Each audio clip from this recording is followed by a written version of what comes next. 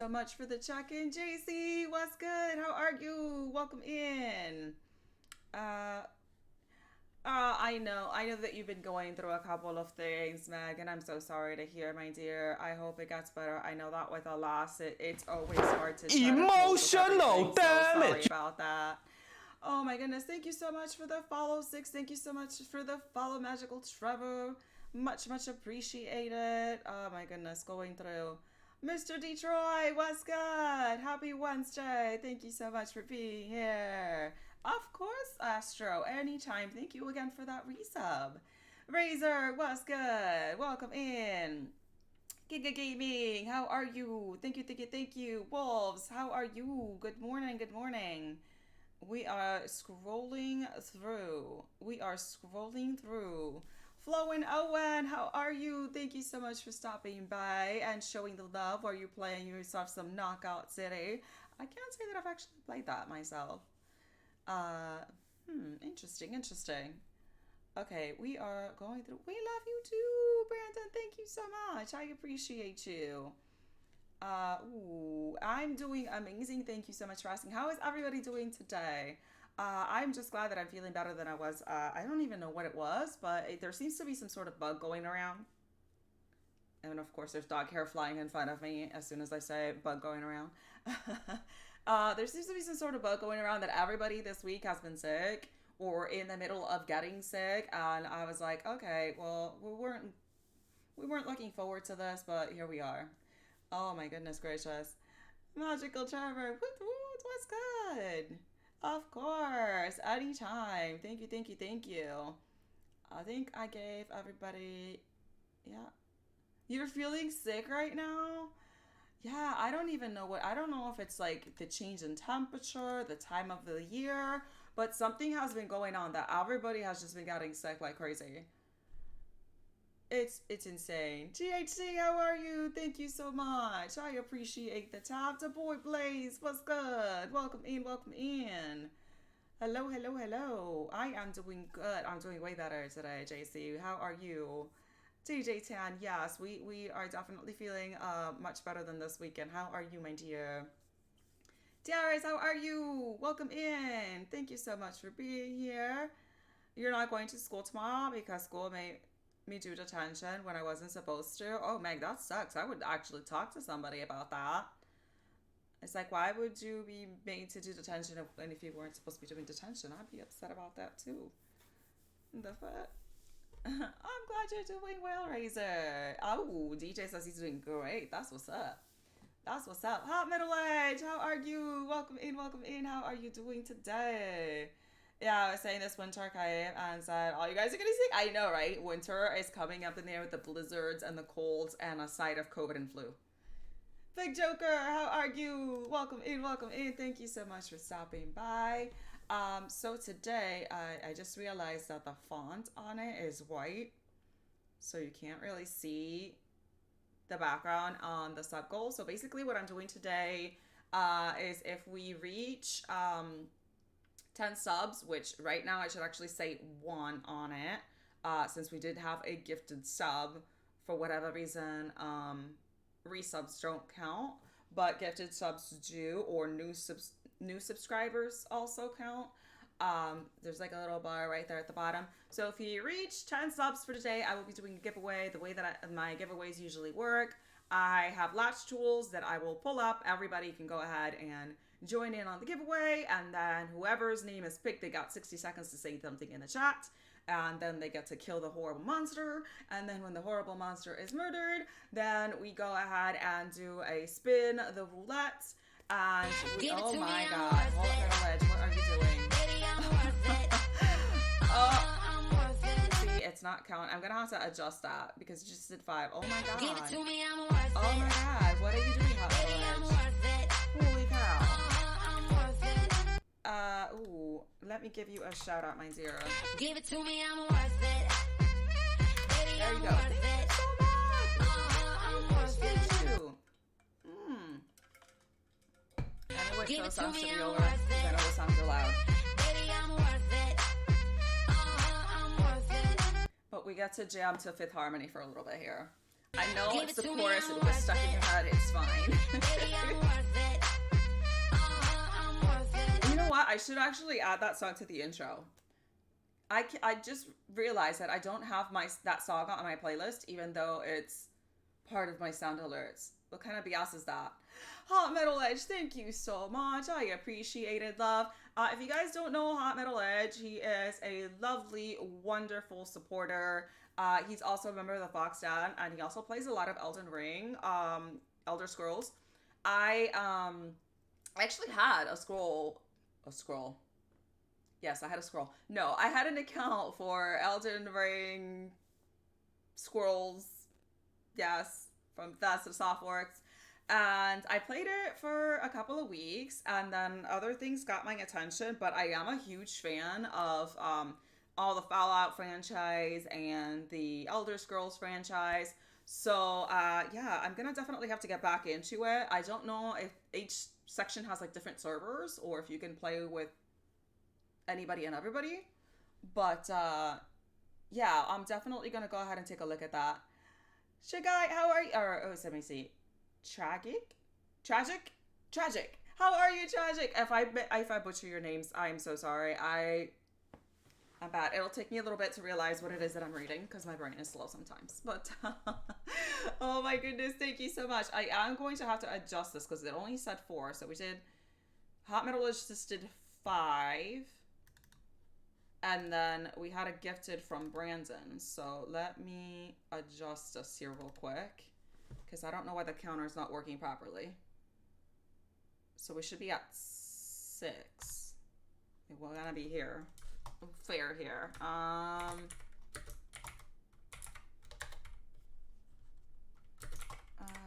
la, la.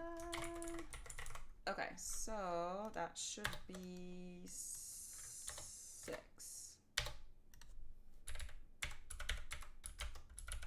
Yeah, sometimes I gotta keep track of that because it doesn't count what it's supposed to. So now we should be on the correct number. So yeah, so the way that the giveaway works, like I said, we have Lash Tools and that's what we use. So once we hit the 10 subs for the stream, I will pull up Latch Tools. Everybody can go ahead and join. So it's open to everybody. And then whoever's name is picked, you all got 60 seconds to say something in chat. And then we will spin a roulette for prizes. So whatever prize it lands on is what you get. So it can be biddies, it can be a sub, it can be Pokemon cards, whatever gets pulled up. So we try to keep it fun around here. Grim Viper, how are you? Welcome in. Happy hump day. So yeah, like I said, my brain, it just takes a little bit tragic. It just takes a little bit. I'm like, I gotta squint really hard, and that's when you know the brain is starting to work. Metal Edge says, I'll play Fallout 4 after I finish Skyrim. Hopefully in the next 5 years. You are not wrong. I finished Fallout 3, and believe it or not, I actually did the majority of the missions on Fallout 3. And then now on Fallout 4, and I am horrible when it comes to Fallout 4 because if I stop playing for an extended period of time, my brain's like, no, you don't remember any of the storylines, so we gotta start this shit from the beginning. I've restarted my game about 5 or 6 times now from the very beginning. So I probably have over 1,000 hours logged on that game, no lie, over the course since release day because I did pre-order it. And it's been making an account, deleting it, making an account, deleting it. Because it's true, like last time I played it was 2018, 2019. I don't remember what the hell I played in 2019, so I have to end up restarting it. So it's like, and now it's funny because like every single time I restart it, I was like, I don't remember any of this. So it's like playing a brand new game again. So you know, it's got its perks. I started it again a couple of months ago. Right now, I still have things in my brain that I'm remembering from it. So we're not gonna do another restart just yet. Serena B, how are you? Welcome in. Thank you so much for being here, my dear. Happy hump day. Fiery Revenant, how are you? Thank you so much for being here. Long Schlong Silver. Your name is one of those, what is it called? we call it in Spanish trabalengua. I don't know how you call it in English. Like when Sally and the seashells, that what is that called? Oh my gosh. Tongue twister. Oh my goodness gracious. Yes. It's like a tongue twister. Forest Rough. It's a lot of fun though. I enjoyed both of them quite a lot. 76. I pre-ordered it. I have yet to play it. I have not played any of it. So I put it off because I did pre-order Fallout 76. I love Bethesda. It was the company that when I was going to college for video game animation was the company that I did want to get hired with. Unfortunately, I ended up getting went to a school that wasn't properly accredited, so it was fraud. And after spending almost 4 years to try to get my bachelor's degree, they come to tell me that they actually can't issue me a degree because they're not certified. So I ended up having to start everything from scratch. They maxed out my loans, maxed out my Pell Grants. So here we are, years later, no degree, but I did want to work with Bethesda Softworks. When I used to do professional modeling up in Massachusetts, I did do promo modeling for them at Boston University when the Skyrim game was first coming out. And it was so much fun. It was amazing. We were handing out flyers, we were promoting the game, and we were handing out turkey legs and saying that it was dragon legs. And we had a whole menu catered to like medieval, cool little, Skyrim themed food, and it was awesome. So it was a lot of fun. Yes, I could not think of the word. John. Oh, long schlong silver. Yes. Your name is so hard to say. It says, I'm trying to get a perfect game on Steam on Skyrim. Ooh. Oh, Hot Middle Edge. Listen, I am rooting for you, but I know that's going to take you a long damn while. I'm rooting for you. You can do it. Like Forrest Gump said, yes, just run. You can do it. But it's going to take you a while. It's like, that's me, Breath of the Wild, that I decided not to play it anymore until the new one comes out. Oh my god, that's another game that I have not played. I know, I should go to my corner of shame of all of these games that I have, and I just have not had the chance to play them. Sticker Gaming, how are you? Welcome in. Thank you so much for the tab, my dear. I appreciate you. Booty Bandit, what's good? Are we being the bandit of booties today again? You better be. How are you? Welcome in. Oh my goodness. So like I said, for the schedule today, we are gonna be talking a little bit about everything. So if I have time, I have until 2 p.m. 2 p.m. is the mark that I have to get off because I have to start making dinner. Oh my goodness. Is all right. I'll be the one to tuck you in at night. And if you want to leave, I can guarantee you won't find nobody else like me. Welcome in. Thank you so much for that follow. I assume your name is pronounced King Black. If that is incorrect, please correct me because I don't want to be butchering anybody's name.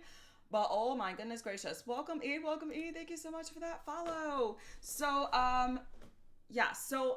today's theme, as you guys can see, Play Dead Wolf, thank you so much for stopping by before you go to bed. I appreciate you. Have a great rest. Mwah, mwah. Thank you.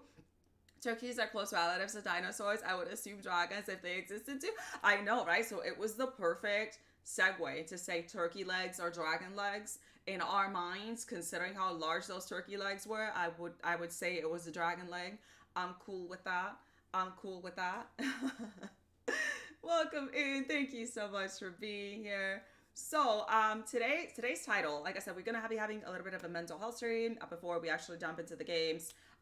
Very quickly, I would like to mention that we did get sponsored by Genshin Impact. If you guys have not played Genshin Impact, I wholeheartedly recommend it. It is a free game. It is cross-platform.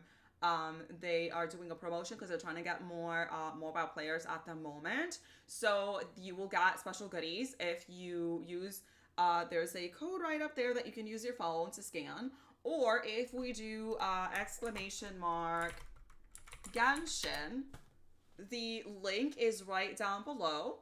I believe is if you get to rank 6, you unlock some goodies. And then if you get to rank 8, they give you a couple of extra things. So they are trying to push forward their mobile version of the game right now. Basically, it was crazy. What happened was Genshin was the very first game that I ever played on stream, and of course, back then I had no camera, I had no mic, I had no nothing. So I was doing direct from console streaming for 8 hours with zero viewers. And you know what? I was talking to my damn self and enjoying myself because the game's good. And I had to shelve it for a little bit because I was involved with work and school and everything else. So I had to put it on hold for a bit. And we started playing it again this month, actually.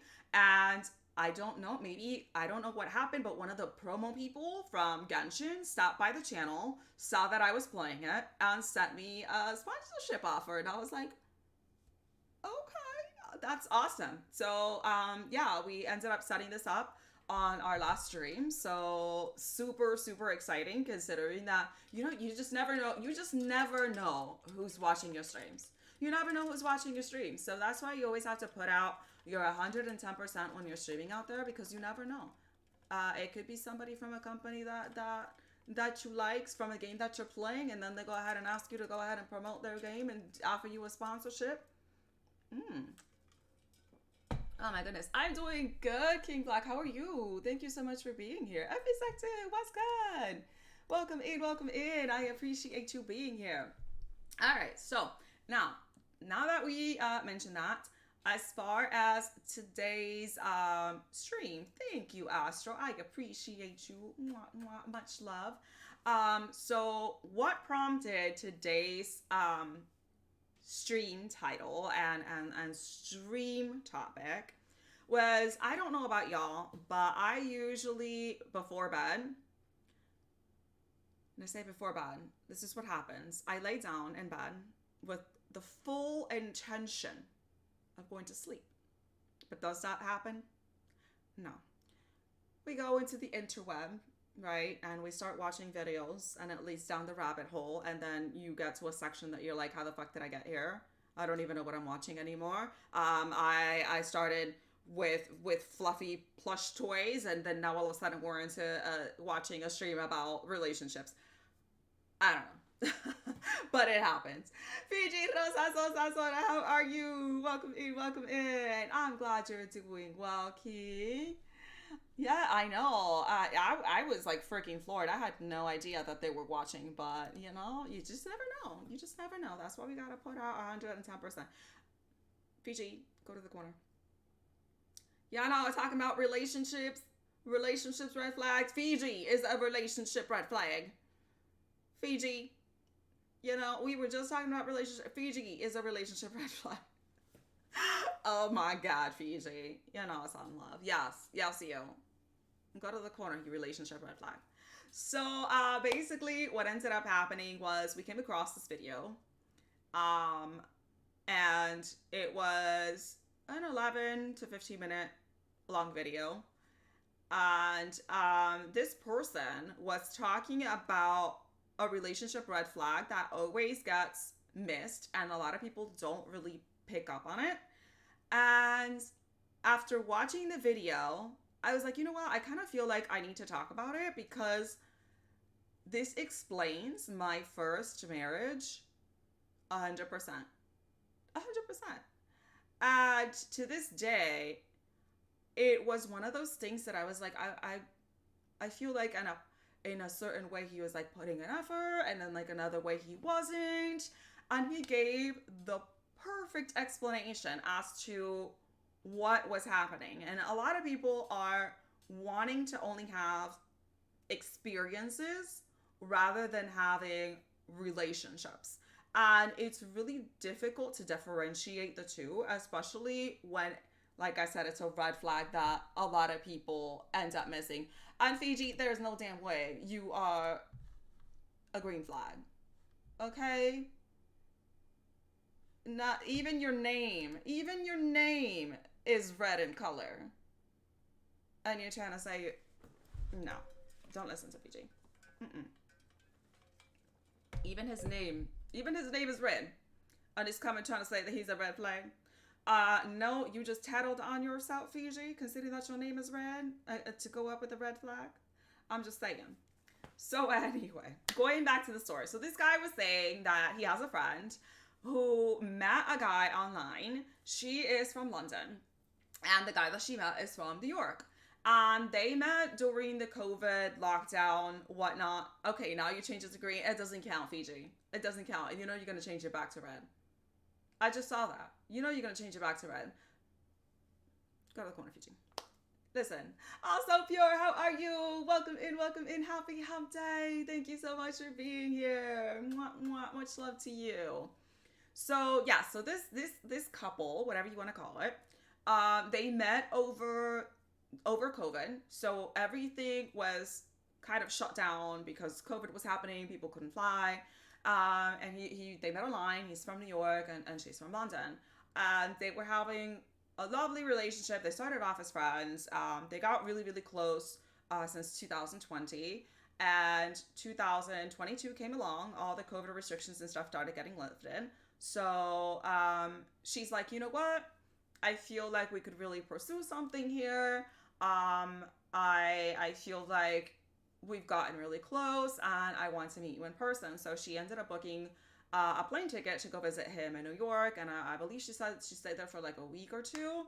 Had a wonderful time. They decided to basically become in an exclusive relationship and whatnot. And they were kind of working the semantics on how the relationship was going to work when they live in different countries.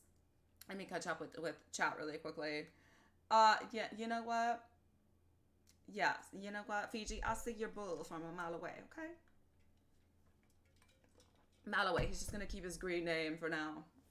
Good morning, Dino Shark or Dino Shark. I am so sorry. I never know how to pronounce your name. I'm just gonna call you Shark. How are you? Welcome in, welcome in, welcome in.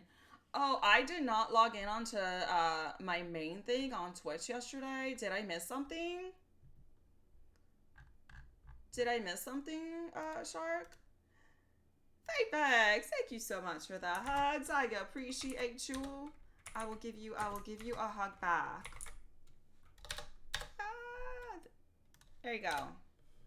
Just for you.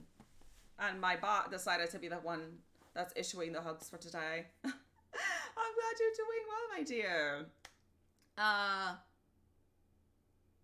Oh, thank you, Shark. I appreciate that. Thank you, thank you, thank you. Mwah, mwah. I actually did miss it, but thank you so much. Much, much, much appreciated. So going back to the topic of this relationship, and we're talking about relationship red flags that we often miss because they get clouded by other things, right? So she went back to London after they met, and she started to notice that he kind of started pulling away.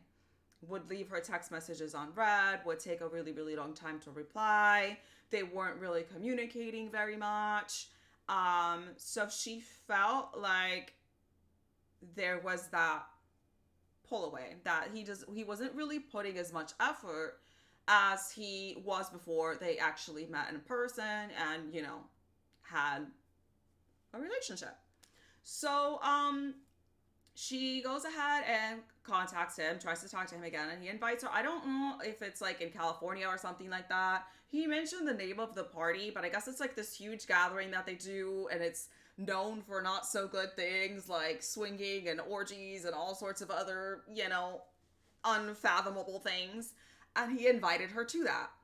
So she was like, I thought that we were like an exclusive relationship, but you're kind of like inviting me to like this massive party where people who are not exclusive go to, you know, do their shenanigans. And he's like, oh, no, not anything like that. Like, we don't have to do anything. I just thought it would be a really cool party, and I wanted to share that experience with you. And, you know, a bunch of friends and stuff are going to be there, and we could just have a good time and basically go for like the portion of the party bit of it and not all of the sketchy, iffy things on the side, right? Right, exactly. I feel Effie's like, I feel you. I thought that was a little, but she decided not to think much of it. Because they were just saying like, oh, a bunch of friends are just gonna fly down there. It just so happens to be around the time of like this Basically, think of like, what is it called? Woodstock. Think of it like similar to Woodstock. I guess it's like a weird festival thing that they have. And she said she wasn't okay with it, so she's fine. So a couple of days go by, and again, it's kind of radio silence. And she finally messages again, and she's like, I feel like our relationship is not as strong as it used to be. I know that we're long distance, but we also have to put the effort in because it's that easy to get disconnected, especially when I'm in one country and you're in another. And I feel like before we used to talk every single day, we used to discuss things that are happening in our day, and now I feel like you don't even message me to ask me good morning or anything like that like you used to. So tell me what's going on. Like, is there something that happened? Are you just disillusioned? And he's like, oh my god, no, no, no, I absolutely adore you, I love you, you're so much fun. You know, you're like my best friend. I of course don't want you to feel like that. And he goes, you know what, this is what I'm gonna do. I'm gonna go ahead and book a 2-week trip to London to go to see you, to prove to you how much you mean to me. And all of a sudden she's like, oh my god, I'm floored. Like, that's amazing. That's like the biggest, nicest thing anyone has ever done for me. That's the biggest effort anyone has ever done for me. Yeah, I would love that. That's amazing. Now, here's the problem with that. And when you think about it, him doing that gesture of saying, okay, you're feeling insecure about our relationship, you don't feel like that we are communicating, that we're not where we need to be, and you're doing this grandiose gesture for me to prove to me that you love me and that you want to be with me, right? However, it's not a good thing. That's actually a huge red flag.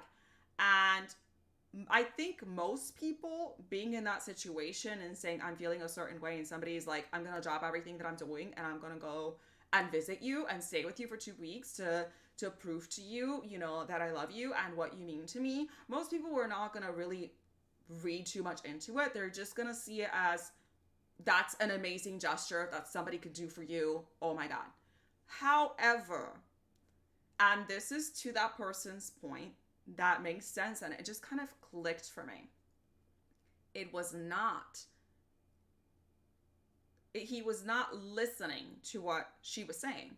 The problem here wasn't that she's asking you to visit her or fly over to where she is or to see her in person. The issue was that she clearly stated that we saw each other in person.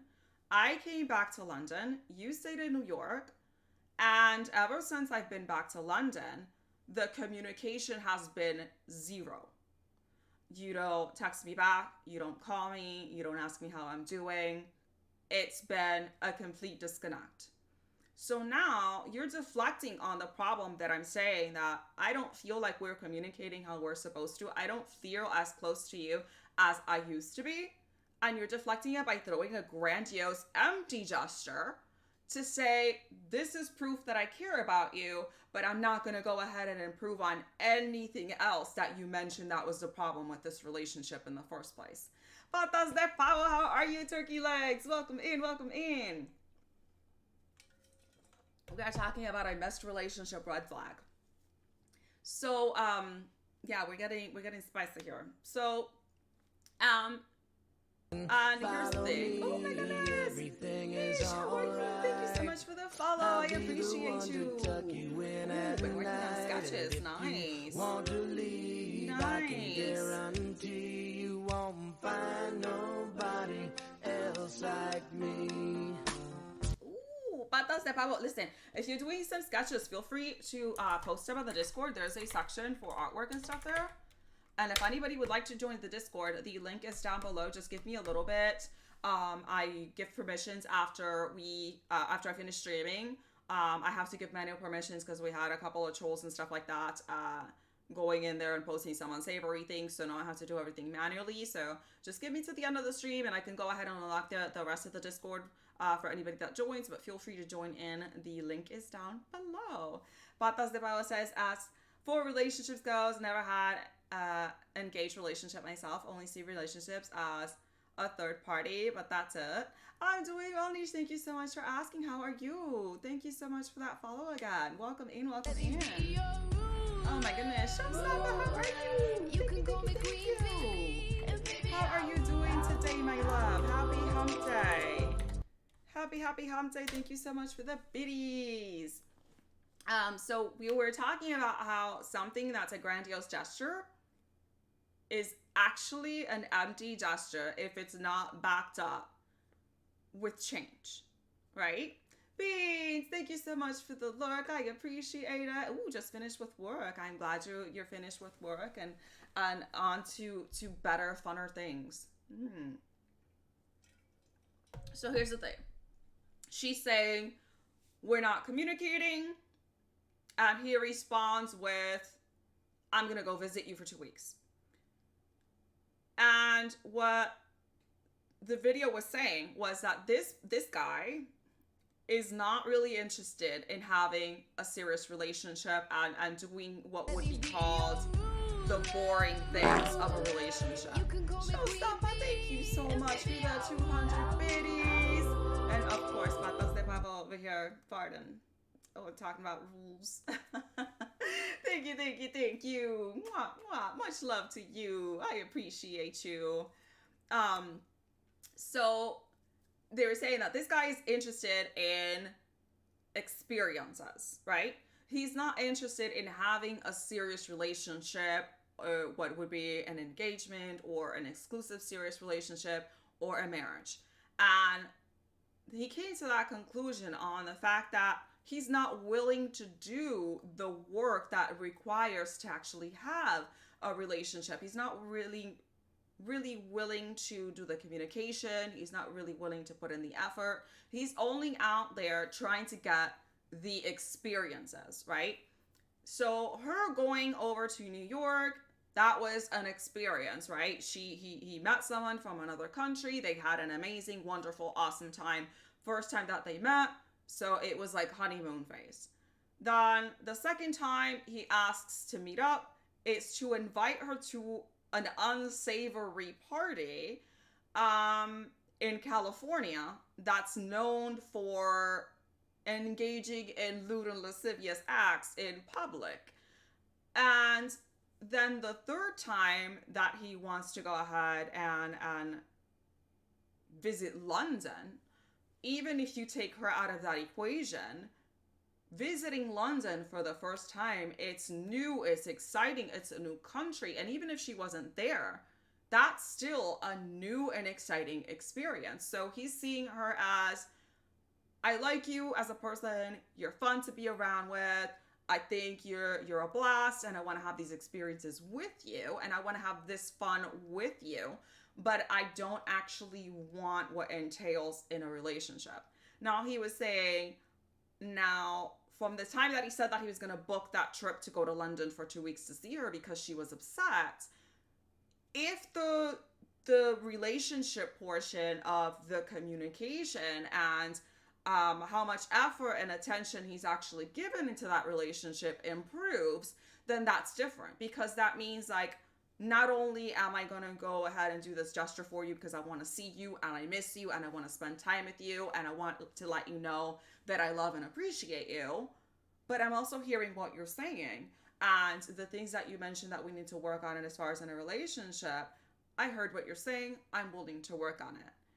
But if all he does is say, I'm booking a trip to go see you for 2 weeks, and in the time that it takes him to get there, he's still ignoring her texts, leaving her unread, not calling her back, not messaging her, nothing, then that is going to prove that all he's doing is trying to get the experience of having fun with somebody and being in new, exciting locations with somebody, rather than wanting to be in a relationship with somebody. Which is, I think, really, really important. It says, Patas de Pavo says, what I think of a relationship is to have a teammate. Absolutely. Absolutely. Foamy, how are you, my queen? Welcome in, welcome in. Coming from Innocent Hook's Discord. Innocent Hook? Did they change the name of a Discord that I'm a part of? I don't remember. Innocent Hook. I'm actually going through my list of streams, right? Not streams,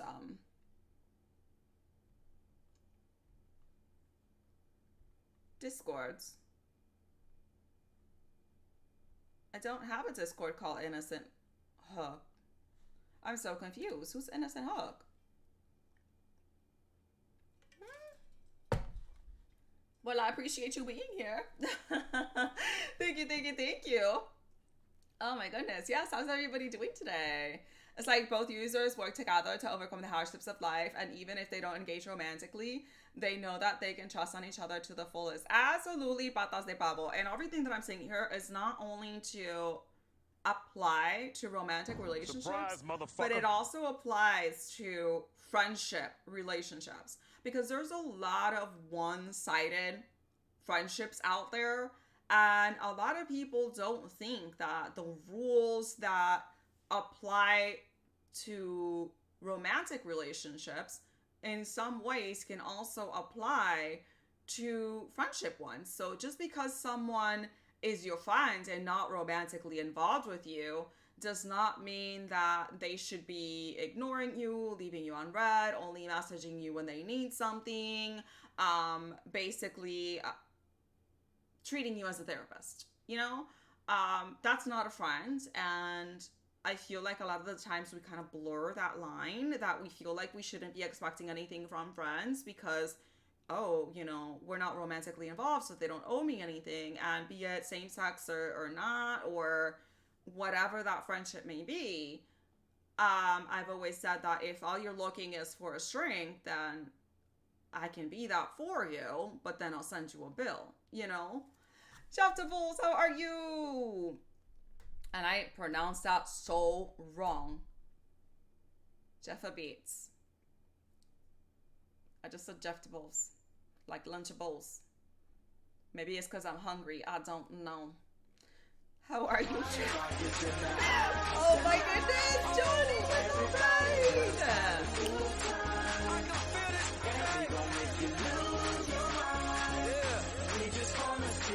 Run.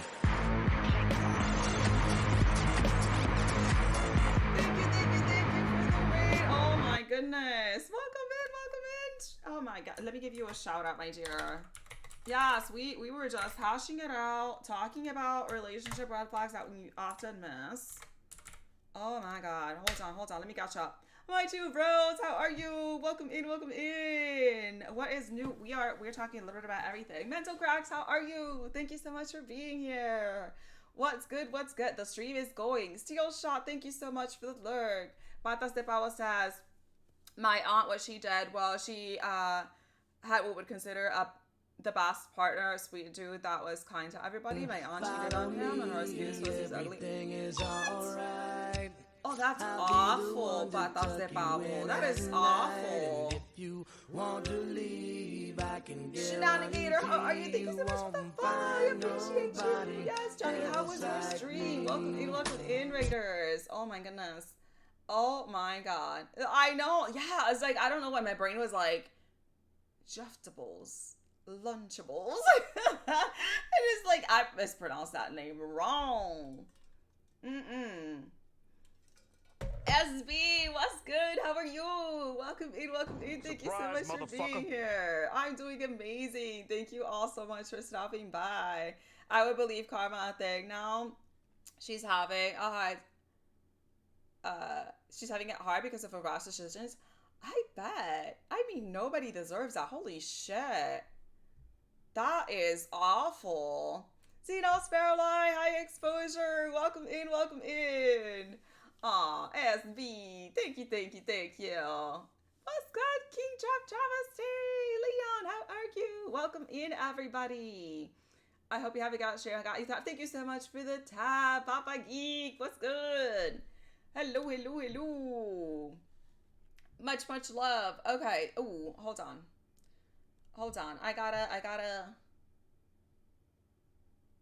Hold on. I gotta get myself situated here. Wait a minute. Wait a minute. What's today? Today's Wednesday. Today is Wednesday. Okay, just making sure, because sometimes the ish goes ish. You know what I mean? Sometimes ish goes ish. Ooh, I'm doing good. Thank you all so much for being here. Also, I know a dude who was having one hell of a week after the girl he was dating decided somehow, for some reason, to make his life a living hell by spreading lies all over his workstation. Oh, that's bad. That's bad. Do they work together? Or did she just decide to, show up to his job for the sake of showing up to his job just to create some havoc? Because you have some people like that. You definitely have some people like that. You know? Oh my gosh. Everything is Captain Knight, thank you so much for the follow. I appreciate you. Thank you. If you want to leave, I can guarantee you won't find nobody else like me. Alright, so, for everybody that just came in,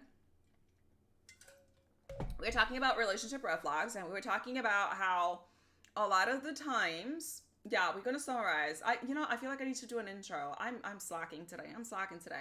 For everybody that just came in, I am E.G. Riku. I am a variety streamer, and today we are talking about relationship red flags that are often missed because they're seen as a grandiose gesture.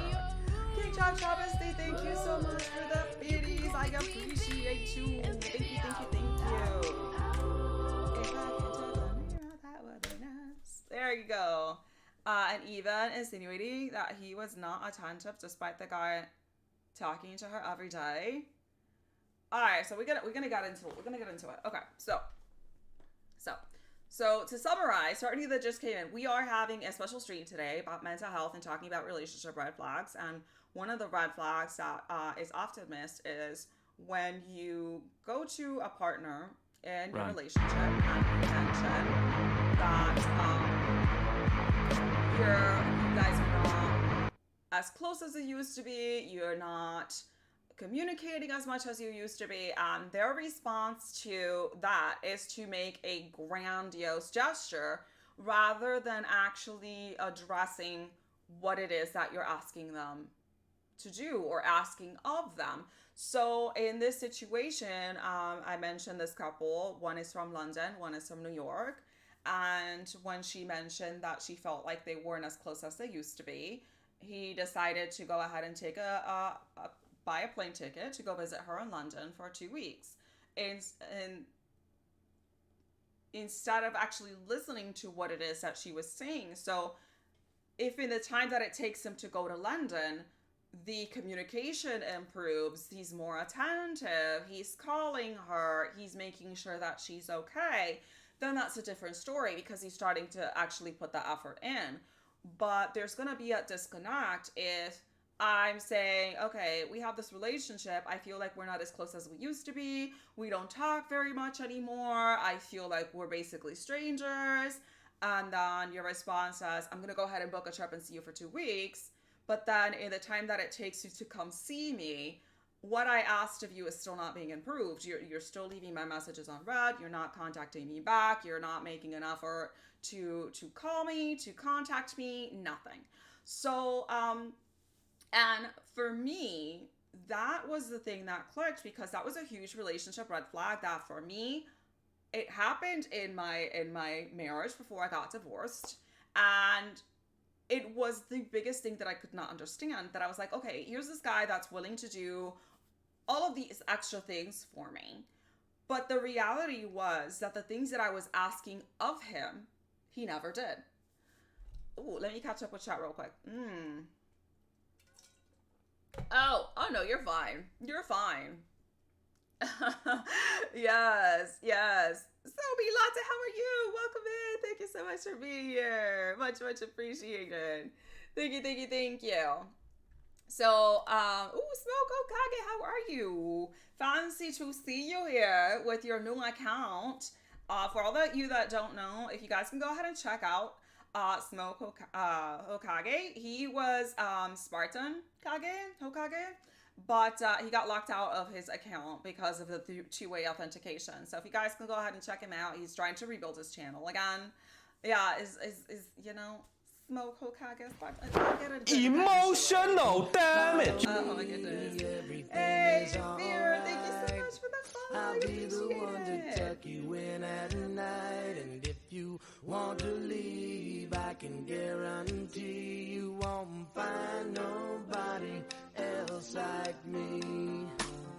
The Grumpy Dave, how are you? Thank you so much for being here. Patate Pava says, I'm gonna be the same everywhere, even most likely outside the Huber Belt? I have no idea what that is. Okay.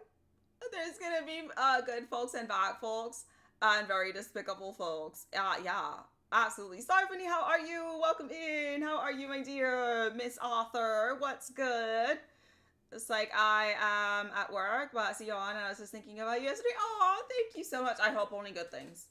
I hope you weren't like, this bitch. Only good things, I hope. So I was saying, it's like, I know that most of you know that I was divorced. And the funny thing is that my ex was actually from London, and this story was from a couple from London and New York. So my ex-husband, I know I've mentioned to you all before that we were together for 10 years, and mind you, we started going out online since I was 16. So I guess you could kind of sort of call him high school sweetheart, even though we didn't go to high school together. Nothing bad ever. I hope so. I hope so. Thank you for the hydrate cryptic. All love for sure. And King Trap Travesty, my only plans for the holidays is to get a job. That's what I'm hoping for, is to get a damn job. I'm still waiting back on the results from cardiology. I have an appointment on the 7th to do another EKG to see what the hell's going on with my heart and whether or not it's gonna explode, you know. Oh, it's a whole thing. It's a whole thing. But because of that waiting on cardiology, I have to wait to see what happens with me getting hired at this location.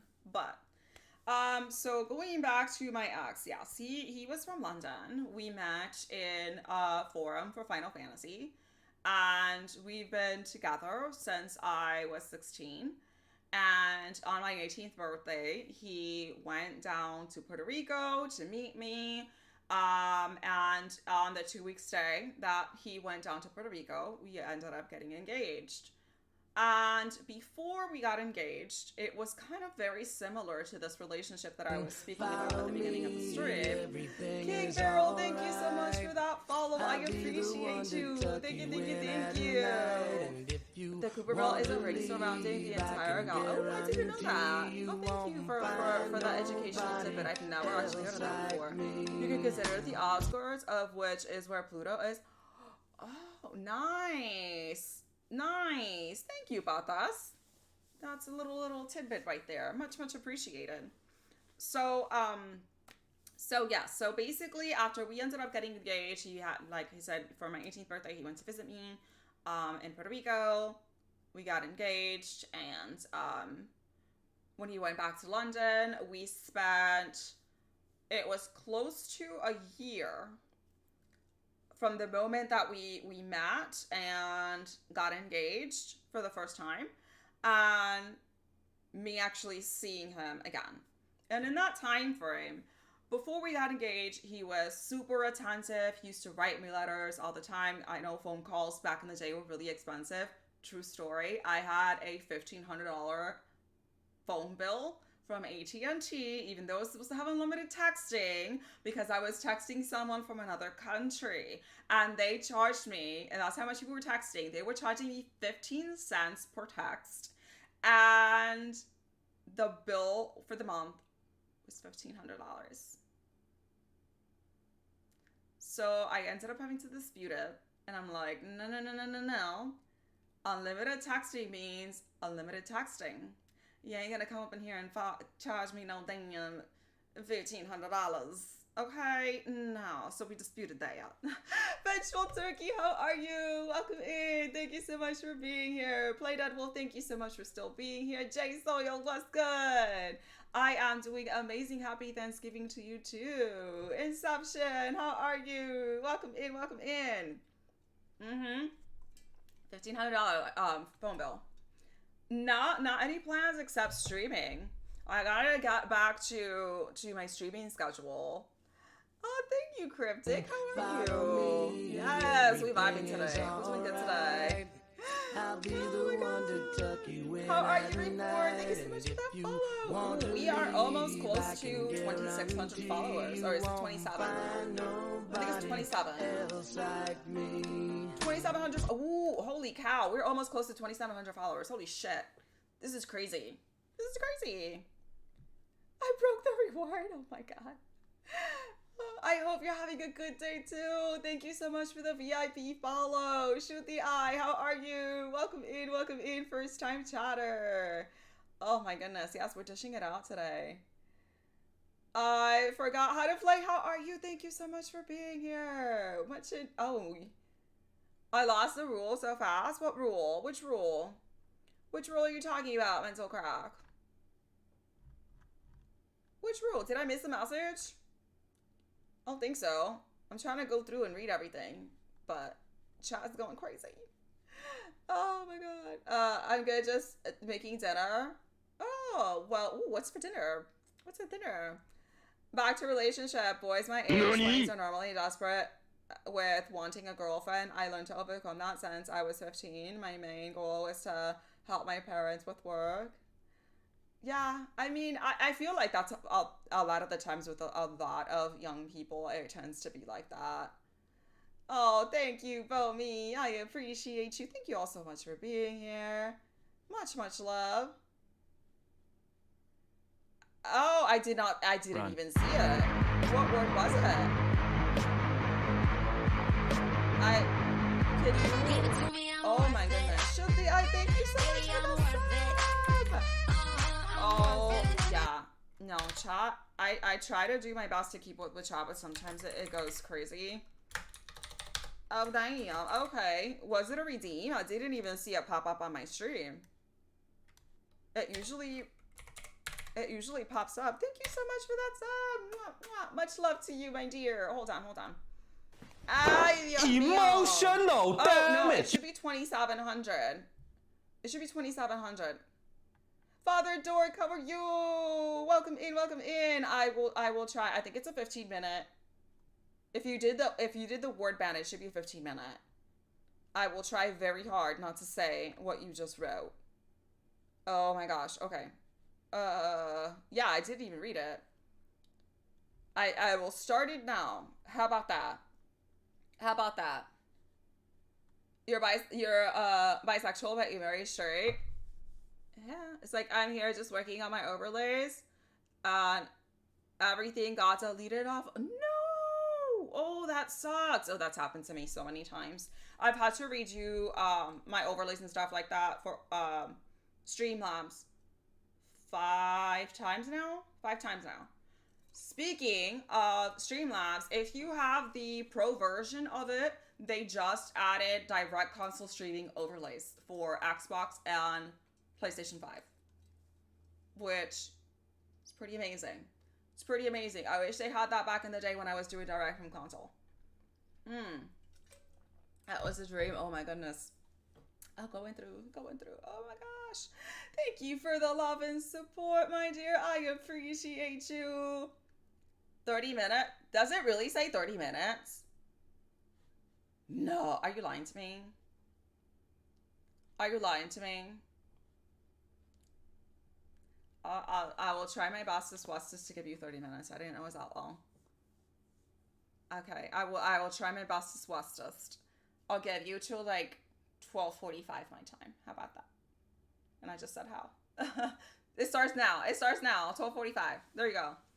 When I was younger, I would assume that the reason of bullying is because I was tall and chubby, judging from my appearance. For me, I was bullied because I was geeky and nerdy, and nobody liked me because I used to mess up the exam curves all the time. You know, it happens. And the best one I had ever gotten happened to be a blind girl. Ain't nothing wrong with that. Oh, me. Thank you so much for still being here. Violet, how are you, Violet? Welcome in, welcome in. I would conclude that since she was blind, she couldn't judge me for my appearance. So Rustin. That's just terrible. And to be fair, I've mentioned this before that nobody really found me attractive where I came from, and it wasn't until I moved to the States that started telling me that I was pretty, and I'm like, the hell have you been smoking? Because nobody's ever said this to me my entire life. I was the ugly duckling of the family, according to the rest of my family. Shiproman, what's good? Happy Wednesday. Welcome in, welcome in. Oh my goodness. I am from Puerto Rico. From Puerto Rico. Alright, so to go back to what I was trying to say, I keep getting distracted. I swear we will get through the story. Yeah, so I was definitely considered the ugly duckling in my family. I mentioned this in stream before that unfortunately my family is incredibly racist, and because I was the darkest in the family, I would end up receiving a lot of not so nice racial comments because of it. And I was often told because I was dark that I was hideous. And it wasn't until I got older that I learned to appreciate myself. And I'm like, I would rather be this than that, you know. Boy, thank you so much for the follow. I appreciate it. Thank you. Oh, Violet, thank you so much. I appreciate it. So about the story of my ex, I was saying that we started talking when I was in high school, 16, through a forum. We ended up getting engaged, and after we got engaged, that he visited me the first time in Puerto Rico for my 18th birthday. He moved back to London, and it was close to a year, and the communication had dropped. We went from AT&T trying to charge me $1,500 for texting back and forth for a period of a month because they were charging me 15 cents a text message. Chaos Giving, thank you so much for the follow. I appreciate it. Thank you. Much appreciated. Want to leave, I can guarantee you won't find nobody else like me. Come in, hype. So, surprise, motherfucker. It went from that to him going back to London and not really messaging me anymore, not really writing me anymore. So if he texted me once every week, or if he wrote me a letter once every 4 months, it was a lot.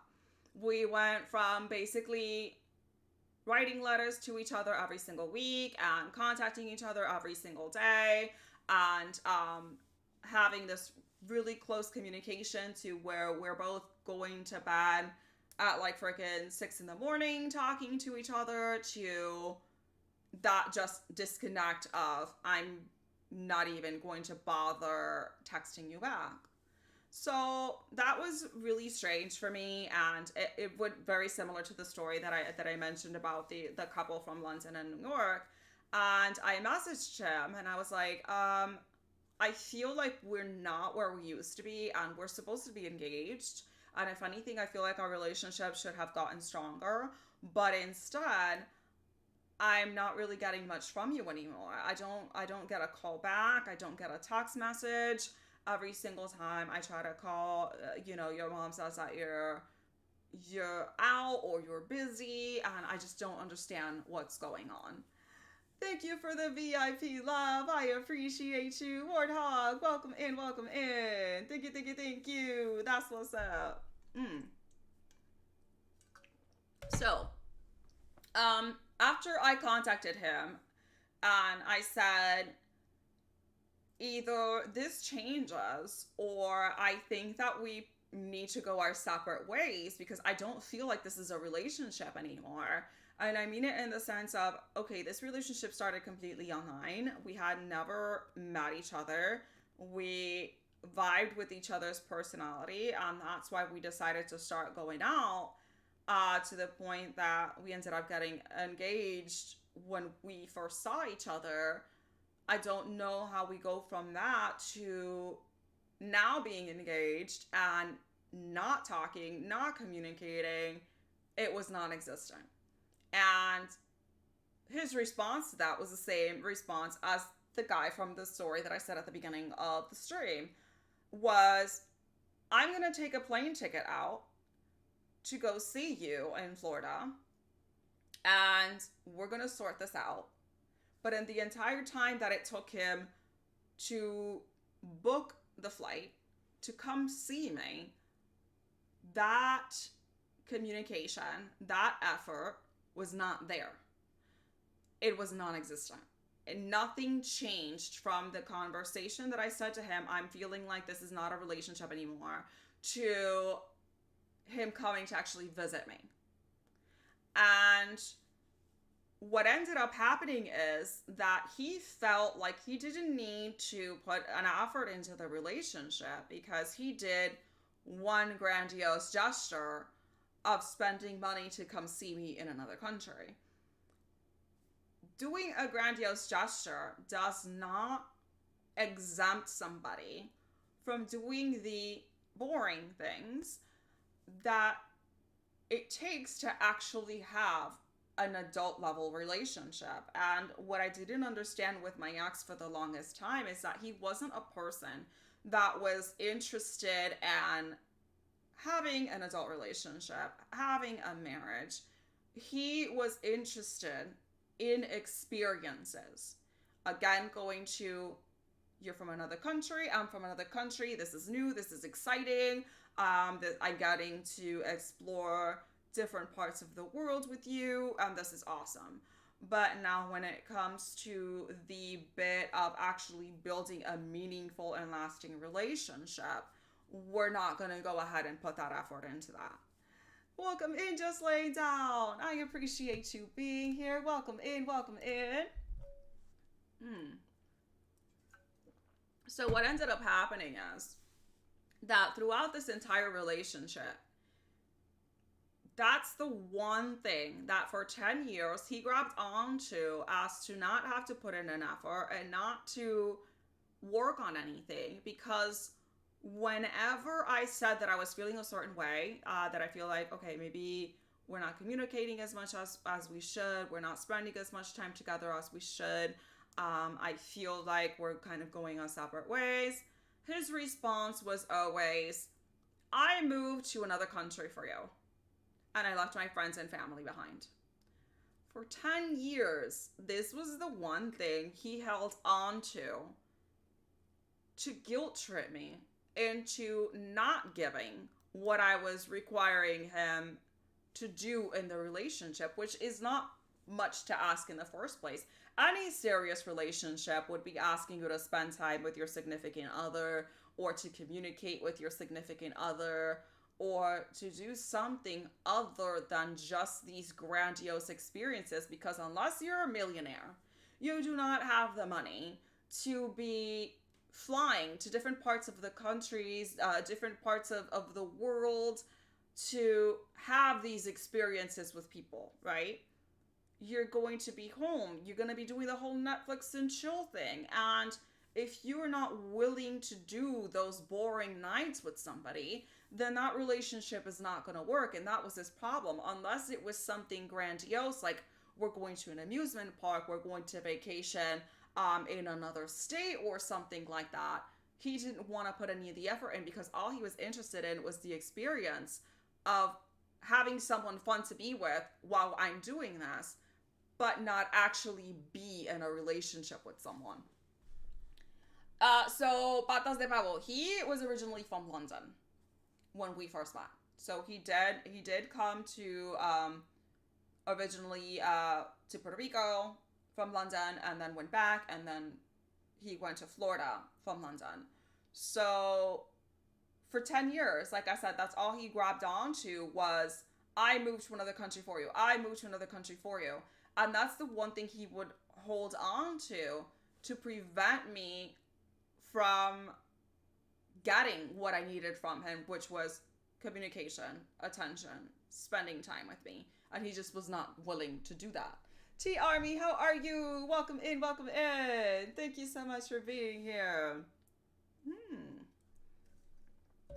I'm doing well, shit, bro, man. Thank you so much. I've been in my current relationship for almost 8 years, but the relationship before that was a ton of red flags. Yeah. Evan G, thank you so much for the follow. You won't find nobody else like me. But the Bible says, as Laura Croft once said, you know, the long distance relationship inevitably come to an end. But here's the thing, though, it doesn't have to. It all depends on how much effort you're willing to put in a relationship, because his and I relationship didn't really come to a halt at a screeching end until we got formally together, if that makes sense. Like, the best parts of our relationship were when he was in London and I was in another state, you know? Evan J, thank you so much for the biddies. I appreciate you. Oh my goodness. Oh, can I type? I can't type. I'll be the one to tuck you in at night. A special shout out. I can guarantee you won't find nobody else like me.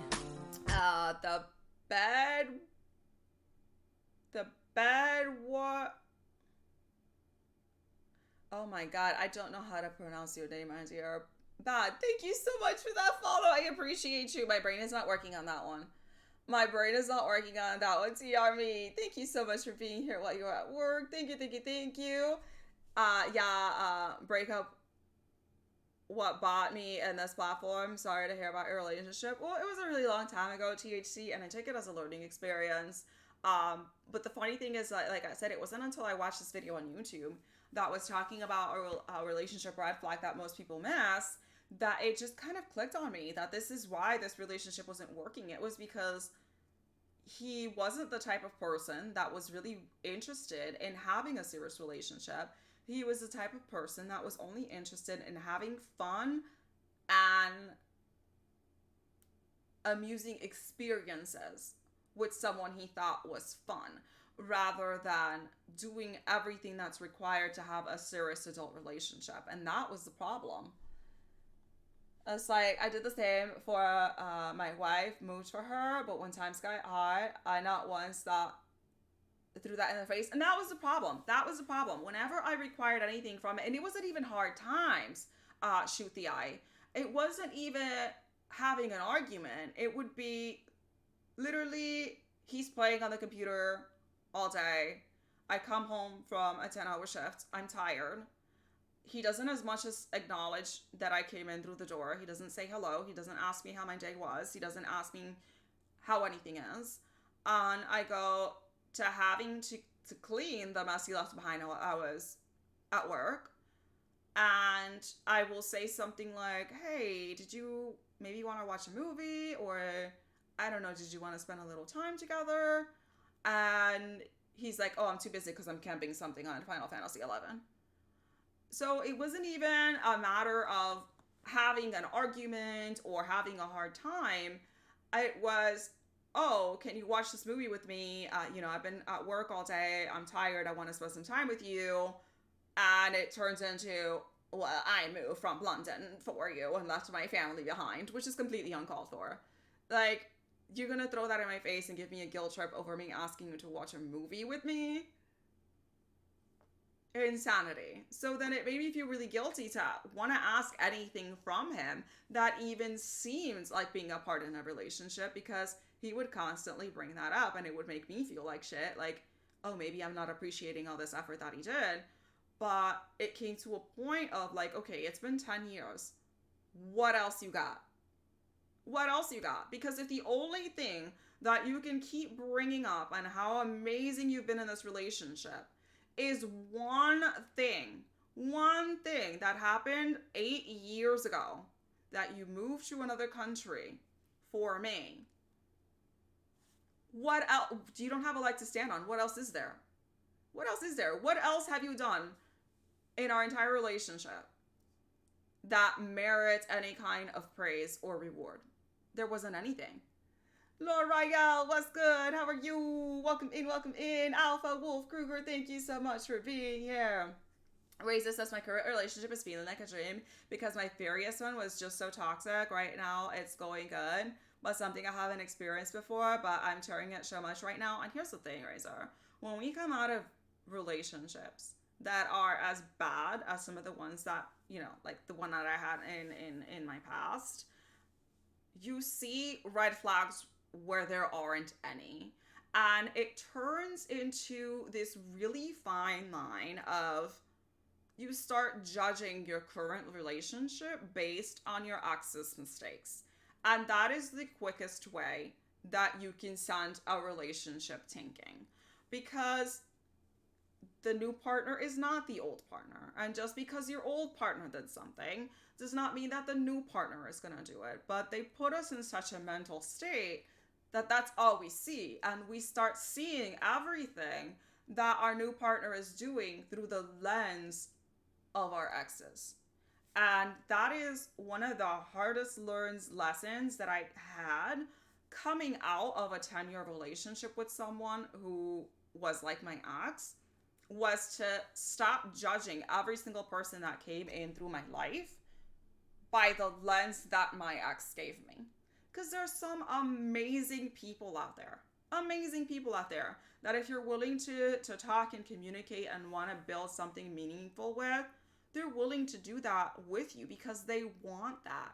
Not everybody is just there for a good time and a good experience and to be a freeloader, because that's essentially what he was. He did not work in 10 years. He had a job for 2 weeks. 2 weeks. And he quit the job because we didn't have a car and we had to take the bus. And that day it was raining. So he decided to do a no call, no show because it was raining and he didn't want to wait in the bus stop while it was raining instead of taking a raincoat or an umbrella, and just did a no call, no show and never showed back up to work. 2 weeks in 10 years. That's all he ever worked. And we had a kid together, and he would rather spend money on computer parts and new video games and stuff like that than to buy formula or diapers for his own kid. I mean, that's the type of person he was. And again, he knew that if he guilt tripped me by saying, oh, I left all of my friends and family members behind for you, that would be the end of the discussion, because he knew that was a button that he could keep pressing. And it's because I allowed it to keep being a button that he could keep pressing. You can call me Bet. I will do that, Bet. Thank you so much. Evan, thank you so much for the lurk. I appreciate you. Thank you, thank you, thank you. I thought this Bible says, on the teammate topic, that's currently my brother. He has a lady friend who he works together with and has been working together for years. They even got a cat. Yeah, you just gotta be there. There is truth to what they say that whoever your significant other is, be it engaged, husband, person that you're living with, they have to be your best friend. If they are not your best friend, it's not going to work. It's not going to work because it's fine to have different interests and not like the same exact things. But you have to be able to enjoy each other's company. And I think that COVID really brought out on people to realize, you know what, this person I'm married to, I kind of hate them because I'm spending 24/7 with them.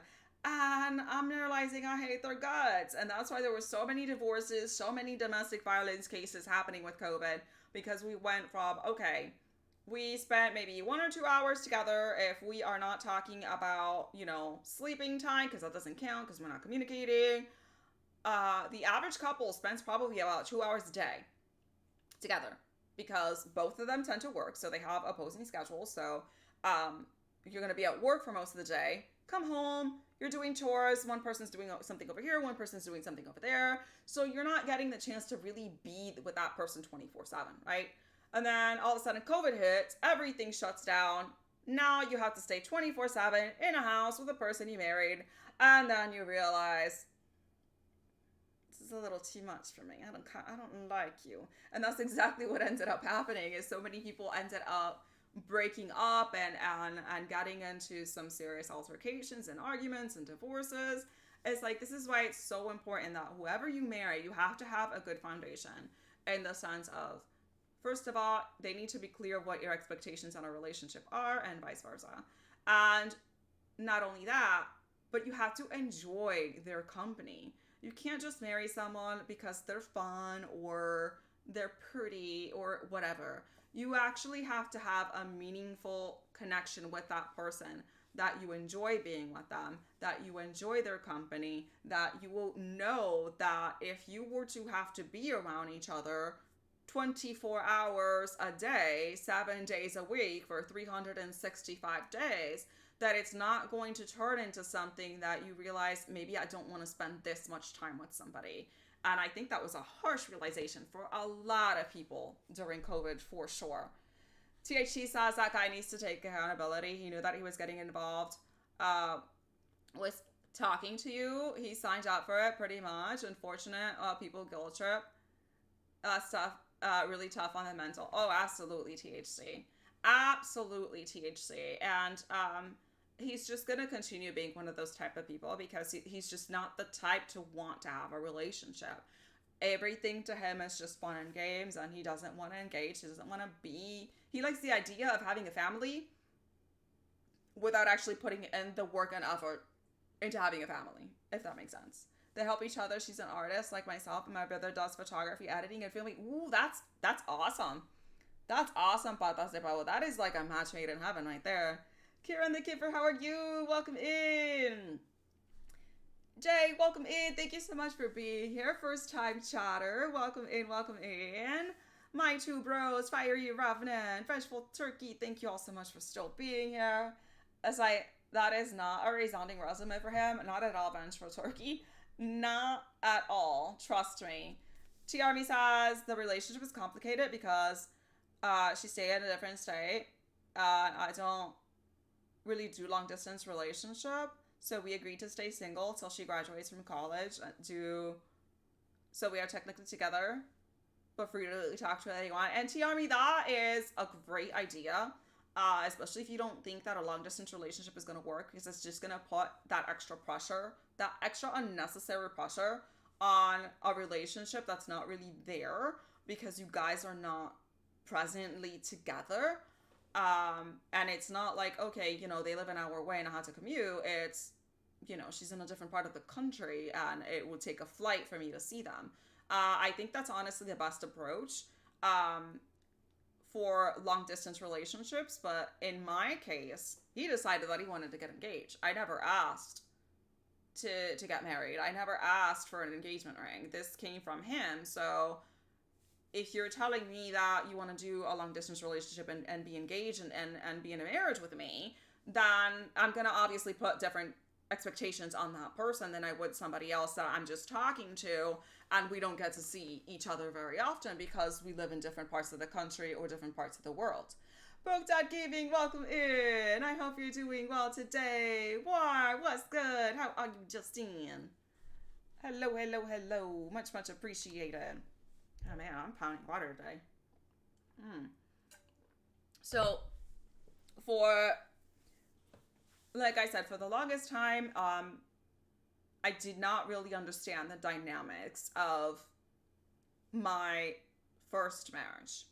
And it wasn't until, again, I saw this video on YouTube, which is why it even prompted to me to make the stream in the first place, is that a grandiose gesture of the promise of a good time and experience for somebody does not equate the effort that needs to be put into building something meaningful that is an actual relationship. And it's funny to say, because that relationship ended in 2012, that it took me another 10 years to realize that maybe that was the issue, right? I got involved with somebody that liked the idea and the prospects of adventure, of exploring, of doing the fun and exciting things of a relationship without doing the parts that you need to do in order to keep a marriage going. A lot of people say that marriage is hard and that marriage is a lot of work. And I think that there's a certain degree of truth to it, but at the same time, there isn't, right? And the reason I say this is relationships are not hard. People make it hard. It's very simple. You have two people who care about each other. And if you care as much as you say you do, you are automatically going to do things for this person that show them that you love and care for them. It doesn't have to be grandiose gestures like these two guys were doing. A simple text message of saying, hey, did you eat today? How are you doing today? How was work? Those are little simple things that someone can do for you that really show that you care. You're interested on their well-being. You're interested in their day. And all it takes is communication and mutual respect. That's it. That's it. With communication and mutual respect, you can get through anything in a relationship. And anybody that's saying relationships are hard work, they're so hard, is because you're having one partner that's willing to do the work of saying, I see you, I love you, I respect your opinion, you are valuable to me. And then you have this other person who's repeating everything that this person is saying, word for word. But then their actions don't match the words that are coming out of their mouth. They keep doing things that go against what they're actually saying. And if someone is saying something to you but acting differently, believe their actions, because actions 100% speak louder than words. And if somebody says that they love and care for you, but they can't even take the time to say hello, they can't take the time to text message you back, they take 3 days to message you and leave you on read, that's showing that you are not a priority on that person's life. And if that's the case, you should not be holding back to be second best for anybody. It's either I am a priority for you and you are a priority for me, or nothing. You should not settle for second best. And that's exactly what happened to me. I ended up settling in a relationship where clearly I was not loved or cared for. And it was 10 years of hell. And thankfully I got out of it. Not soon enough, but I got out of it, you know? Thank you for the hydrate. Tiarmi says, I'm still not messing with anyone else because I don't want to mess up what I have now. Plus, after she graduates, she's moving down closer to me. Well, I hope that works out for you, Tiarmi. I am rooting for you. I am rooting for you. And I hope you have an amazing time spending Thanksgiving with her.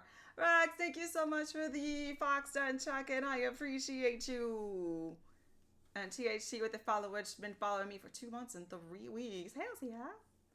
That's what's up. Oh, why did she say that twice, though? I don't know why she did that twice. Communication can be tough when people have different perspectives and each thinks there's right. Here's the thing, Rex. Let me catch up with chat, and I'm gonna go back to what you just said. That two people can think they're right. Hold on. Alrighty, Patas de Power, thank you so much for the lurk. I appreciate you. Thank you. Everybody up in here doing the followage. What's her name? Whose name? Phantom Boy. No, my ex was a dude, if that's what you're referring to. I'm spending Thanksgiving with a wife only this year? Why, is she in a separate area right now? Time flies. Bye, she stole like the other day. Always very informative. It's sure my gosh. Oh, thank you, THC. much appreciate it. We try. Oh my goodness. Oh. So Rax mentioned here that communication can be tough when two people have different perspectives and each thinks it's right. Okay. So, here's the thing. Follow We all me, don't have to agree, everything but we have is to respect each other. alright. I'll be Excuse the me. one to tuck you Oh, see, in thank you so at much for the follow. I night. And appreciate if you you. Thank you, want thank you, to thank you. leave, I can guarantee you won't find nobody else like me. Thank you, thank you, thank you. Much, much appreciated. So Jax is saying that communication is difficult when two people think that they're right. So I'm gonna put this as black and white as I possibly can. Let's say, okay, this is my significant other over here, and he says dogs are the best animal in the entire world. Okay? And I'm over here saying, you know what? No, cats are the best animal in the entire world. If you have good communication and a good relationship, and above all, you respect each other, I can acknowledge the fact that my significant other thinks that dogs are the best animal that ever existed. And I'm willing to listen to what he has to say in regards to why he thinks dogs are the best animal in the entire world. Just as he will listen to my points on why I think cats are the best animal in the entire world. And we can have that exchange and conversation, all the while respecting each other. It starts getting difficult when we have a difference of opinions. And instead of just discussing the points of why we think a certain way that we do, we turn it into a non so healthy debate to tear each other down. And that's where the lack of respect comes in. If I respect somebody enough and they have a difference of opinion than I have no problem discussing that. And I'm more than willing to go ahead. You're free to try to persuade me as to why you think the way that you do, and I'm free to try to persuade you to show you why I think the way that I do.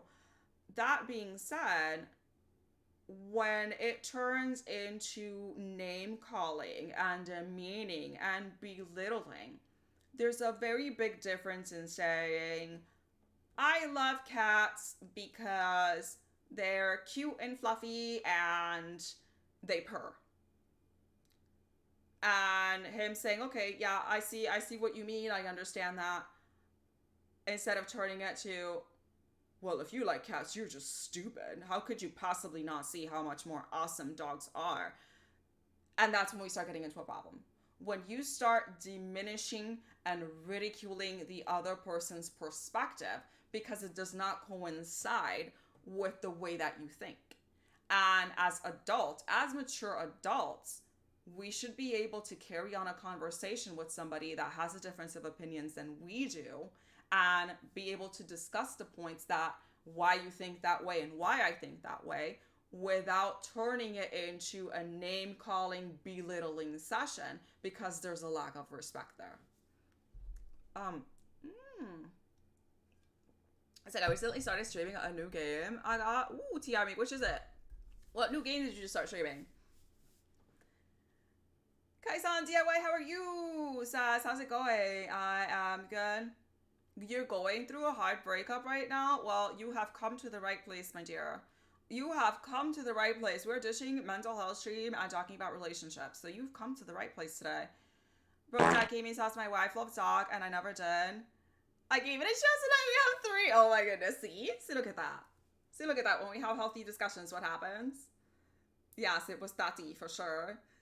Elfach, how are you? Welcome in. Thank you so much for being here. Ooh, I believe I bought that game, TR-Me. I just have not played it. It is in the long list of games that I have to play. Cam, what's good? How are you? Welcome in. And I feel like us talking about relationships is a great time of the year because a lot of people have been breaking up in this past month. A lot of people, a lot of marriages, engagements, boyfriend, girlfriend relationships, even friendships, relationships have been breaking in this month. So, you've come to the right place. I think a compromise on issues that you agree on makes a relationship healthier. Absolutely. So Rogue Deck Gaming, I think we all have core values right here, right? And these core values are the values that if we were to try to compromise on for a relationship or the sake of another person, it would make us very unhappy because we're essentially betraying something that makes us us and it's part of our morality. So in that case, when someone goes against your core values, that's not the right person to be with because it's going to end up leading to resentment. It's going to end up leading to you being unhappy. It's going to end up to you having low self-esteem because you're having to compromise on something that's a moral pillar to you in order to cater to somebody that's in your life. Now, when we're talking about other things that are not involving our core values, then absolutely compromising and hearing each other out is 100% key, because you have to understand you are two different people. You're going to have differences of opinions. You're going to have different priorities. And in order to make the relationship work, it has to be a matter of give and take. It can't always just be take and never give, or vice versa, because then that starts becoming a one-sided relationship and that will fail. So I think it's really important that first and foremost, before we even get into a relationship, we need to understand what our core values are that we are not willing to compromise for. And I have a few of my own, and I can give example. To me, some of my core values are loyalty.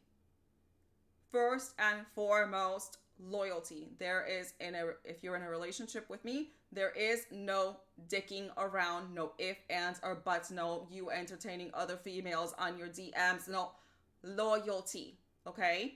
That whatever's happening on your phone, should I come across your phone because you left it unattended, that there's nothing in there that would give me the indication that you're doing something that you're not supposed to be doing. And if you're feeling the need to hide something that you're doing on your phone, you are being disloyal. My phone is open. I don't have anything to hide. They're more than welcome to check anything that I have on my phone. I expect the same from them, because there is such a thing as emotional cheating. Cheating is not just physical. It is also emotional. And I fell into that with my ex, where he kept saying that he wasn't cheating because he wasn't, for the longest time, having sexual relationships with somebody. But the things that they were discussing were things that should have been kept between a husband and a wife and not being discussed with a third party person. And it was getting to the point that I'm coming home from work, they're shutting down the computer, they're turning everything off, they're deleting browser history, they're deleting text messages, they're deleting IM messages. You are being disloyal. If what I see that you are doing, you would not be doing in front of me. So that is a huge core value for me, is absolutely 100% loyalty. That's what I expect, and that's what I want from a relationship. And I'm not willing to compromise on that. I already did, and it was hell for me. So I know that for a fact that's a core value that I'm not willing to compromise on. So if I were to be getting in a new relationship and it's a person that's not a core value for them, they don't care for it, then I know that that relationship isn't going to really work, because they're not in sync on what I'm trying to work for and what I'm trying to get out of a relationship. Oh, let me catch up real quick. I think a comparison is an issue that you don't agree on that makes a relationship healthier. Yeah, we need to all have discussions. We all need to have discussions. And like I said, one of the biggest things in any type of relationship, I am a strong believer that if two people love and respect each other, there is not a single thing that they cannot overcome if they have open communication with each other and doing everything respectfully and making sure that they are listening to each other in a respectful manner. There's nothing you can't overcome. But it's a matter of being adult enough to bring up a situation and be able to talk about it without attacking the other person, so that the other person doesn't get defensive or playing these mind games. I know that females do this a lot. If you are a female in my channel right now and you are doing this right now, I'm gonna tell you right now, stop that shit.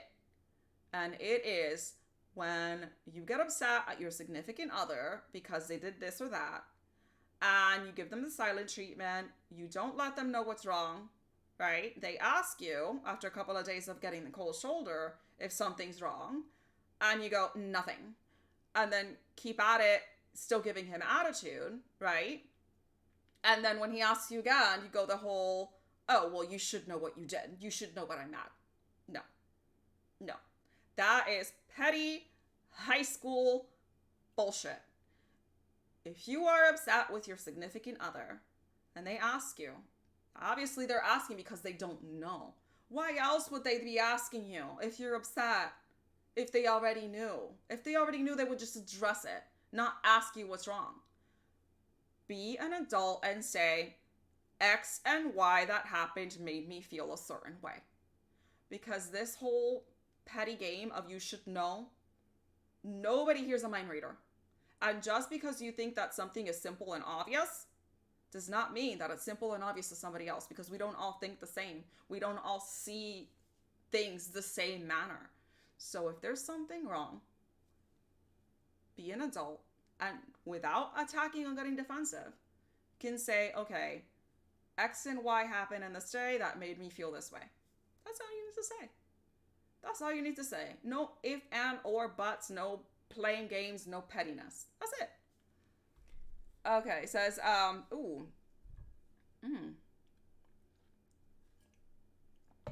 DIY says, not gonna lie, I haven't been having motivation for anything. DIY, that's probably gonna happen. It happens to all of us when we first get out of relationships, especially if it's a long-term relationship. It takes a while for us to kind of bounce back and find our flow and try to get back to how we were and what we were before the relationship ended. And it's definitely a learning curve. For me, it took me well over a year to start trying to feel normal again. And I incidentally started falling into that pitfall of one nail takes out another nail. So I was jumping from relationship to relationship after my ex ended up leaving because I needed kind of that replacement relationship. And that was just making me feel worse, because then I'm like, oh, I don't understand why all these new relationships are also failing right away. Is there something that's wrong with me? And that wasn't the case at all. Obviously, there wasn't any, yeah, I'm going through mental stuff or whatever, but there was nothing wrong with me in that sense. It was the fact that the way that I was carrying myself and seeing myself was not the way that I should be projecting. And one of the really important things that I like to emphasize is that if you are an unhappy person on your own, you're going to be an unhappy person in a relationship. Happiness has to come from within, right? It is incredibly unfair to put the responsibility of your own happiness on another person, because think about this. You know yourself best. And if you can't manage to make yourself happy when you know yourself best, how is that fair to put that burden onto another person when they don't know you as well as you do? So happiness is our own personal responsibility. And then when you get a relationship, that's supposed to add to the happiness. It should not be your only source of happiness, if that makes sense. And it wasn't until I started really, and I mean really working on myself and trying to grow as a person, I stopped dating. I started taking dancing lessons. I started getting back into writing. I started getting back into drawing. That I was doing things for me without the expectation of being in a relationship. It was things that made me feel good for the sake of being me, myself, and I, and building myself, building my character, building, like, you know, what I could forward. And once I got to that healthy mental state that I was content with myself, that I could look at myself in the mirror and say, you know what, I feel good about me, I'm happy about me. Then I went out back there and started looking for a relationship again, because putting that, like I said, putting that burden on somebody else is a very, very heavy thing to carry.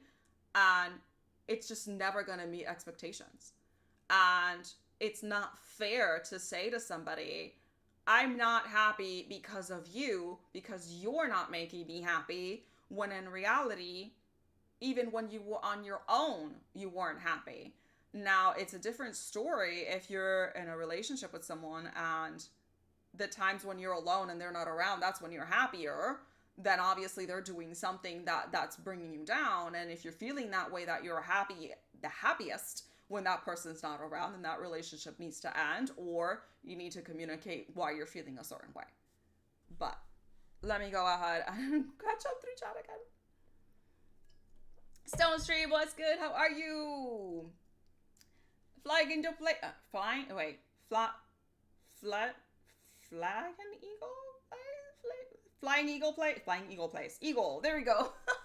It takes me a little bit to have to read what it is that I'm saying here. THC says, I don't lock my phone. Nothing to hide. Always phone facing down. Assigned to. Yeah. So for me, I do keep the phone down a lot. And even though, you know, all of my significant others have always had access to it. But for me, it's because I get a lot of anxiety. And I don't know if this is like this for everybody. Phone calls make me very anxious. And whenever my phone starts going off, I always have it on silent, but just seeing it pop up like that, it's like anxiety to me. And 90% of the damn calls that I get are telemarketers. Okay. They're freaking telemarketers. But that's the only reason I usually keep my phone down. Stone Strays, how are you? Welcome in, welcome in. So as my wife does, let me talk to any female friends as long as I'm open about what I'm talking with the other person. And that's what's important, Papa Geek. That's exactly what's important. Like, I don't mind if my significant other has female friends that, you know, they occasionally talk to or whatever. That's perfectly fine. But when it starts getting to their communication is greater than our communication together, and it starts getting into, oh, now we're deleting text messages that occurred between each other, or I'm changing passwords so that you don't know what we talk about, or we're downloading different apps so that we can talk about and my significant other can't find out what we're talking about. Those are huge, huge red flags.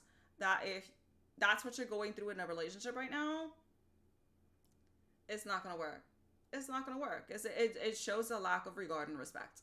And that's just the way that I see it. Like I said, that's just one of my core values that I'm just not willing to bend on. TRB, thank you so much. Happy hump day. You have a wonderful rest of your day. Dre, what's good? How are you, Joel Gamer? Thank you all so much for stopping by. Much, much, much appreciated. Thank you, thank you, thank you. Butterfly, how are you? First time chatter, welcome in. Thank you so much for stopping by. How are you? I hope you're having a wonderfully, wonderfully blessed Wednesday. We're just talking a little bit about relationships right now, you know. No one and everyone, thank you so much for the lurk while you're at work. Thank you, thank you, thank you. Much, much, much appreciated. So yeah, we've gotten into it on how the most important thing, like I said, is communication and mutual respect in a relationship. And as long as you guys have that in a relationship, you're golden. Because even when you have differences of opinions, you're able to talk it out and discuss it without being hurtful and demeaning to the other person. Oh, thank you, Butterfly. I appreciate you lurking while you work. Thank you, thank you, thank you. Much, much, much appreciated. So, what's with the eyes, Father Torque? What did I do? Hi, how are you? Today has been a day of a whole lot of talk, and I need lots of water. Oh my god, Father Torque, that? Okay, I love that emote. I kind of need it in my life right now. I want that emote in my life. Oh my goodness gracious. But, So yeah, so that's what I was saying. Is like if you're in a relationship right now that you're feeling a certain way, the best advice that I can give you is to have Follow communication me, with your everything significant is other. alright. I'll be the one to tuck you in at night. And if you want to leave, I can guarantee you won't find nobody else like me. Rogini, thank you so much for the follow. I appreciate you. Welcome in, welcome in. King Mike Dis, how are you? Says hi fam. I'm from Cali. Wanted to pop in briefly. You're vacationing in Cali? What? Ooh, we need pics, King.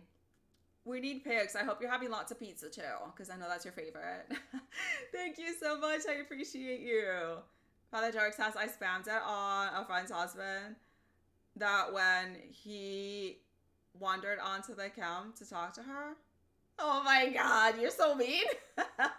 No, you won't get that here. The only person that, if I can even like call it a person, that would be like watching those emotes would be this fat boy right here. Oh, you smell like pee pee. You smell like pee and Lucky Charms. That's a really weird mixture. And King, oh my goodness, you kind of wasted that no cursing redeem because I think we've cursed like twice in 2 hours in this stream. I have not exactly been cursing. Cam says everyone is too sensitive. And Cam, you are correct to a certain point.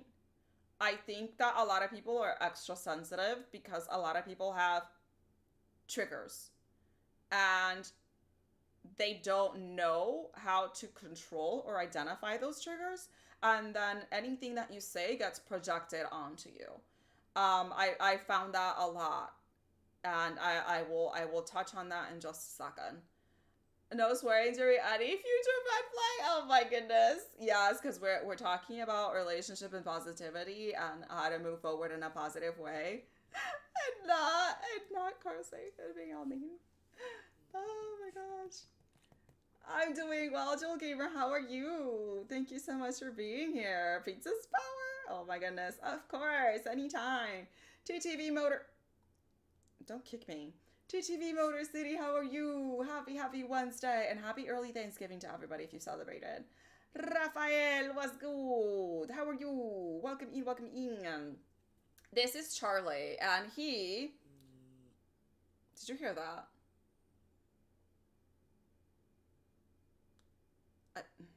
This is he's a Yorkie, and he's a pain. Let me see if I can get him to do his noises. Hold on. You hear that? You hear that? He's so vocal. Okay. Mwah. Kiss for you, TTV Motor City. He's very vocal, and he has fish breath, and he's a brat. But you know, can I help you? Boop, boop, boop, boop, boop, boop. Boop, boop, boop.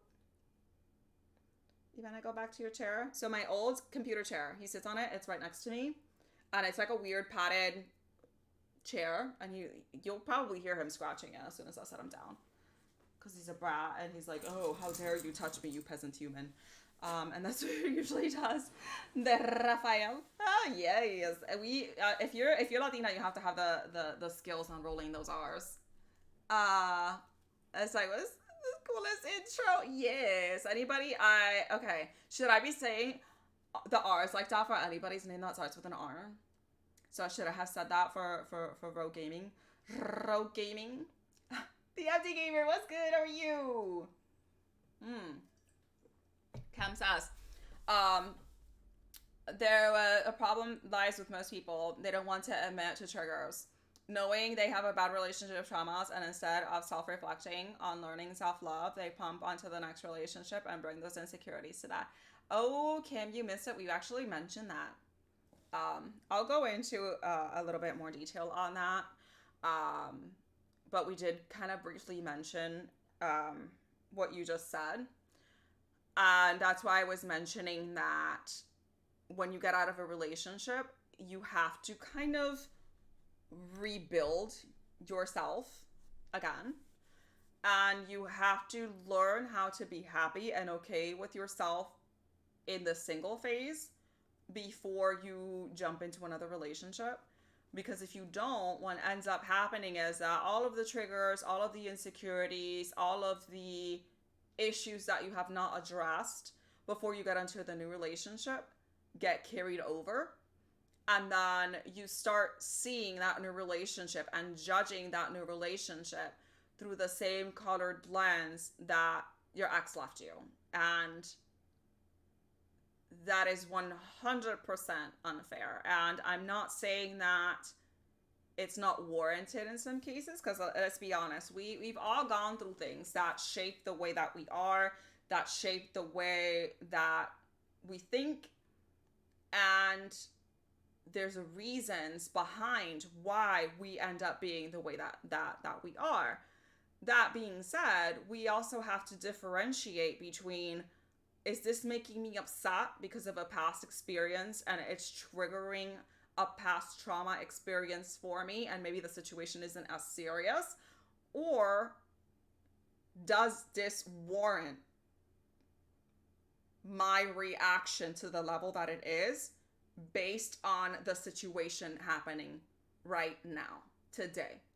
And like I said, that is one of the hardest lessons that I had to learn coming out of a 10-year marriage and trying to get into any type of new relationship. So someone, thank you so much for the biddies. MD Gamer 8 is going. How are you? I hope you are absolutely blessed. Oh, hold on.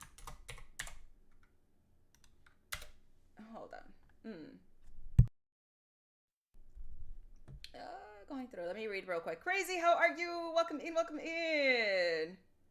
Hello, Warfare. What's good? I'm doing good. My love, how are you? Thank you so much for stopping by. We're just talking about relationships for a little bit right now. And I mean, for a little bit, we've been talking about relationships since 11 a.m.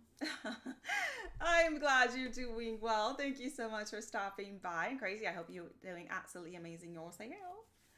So, as I was saying, it's like you have to, it is our responsibility as individuals to learn what our triggers are. And a lot of the times there are things that we don't even realize are triggers because we have not taken the time to analyze ourselves and analyze our feelings. And since I was 26, this is something that I started to do, that if it can help you guys see things in a different perspective and move forward from a bad relationship, that I'm more than happy to share. Big Mama, how are you? Welcome in. Thank you so much for being here. I hope you're having an amazing day too. And Warfare, thank you so much. I appreciate the support. Much love to you, my dear. So what I started doing is I used to journal a lot when I was in middle school and in high school, because I didn't have a whole lot of friends. So my outlet was to write my thoughts and whatnot down on paper. And the reason I had stopped was because, Lord and behold, of course, one of my parents decided, oh, this is a free pass to see what's going on, and basically got me in trouble for my most intimate thoughts. And that felt like a huge violation, because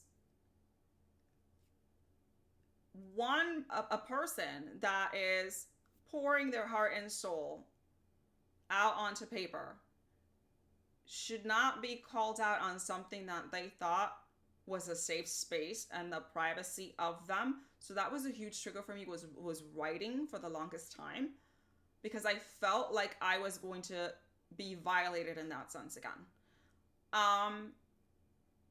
Once I got older and ended up getting divorced when I was 26, I started writing again.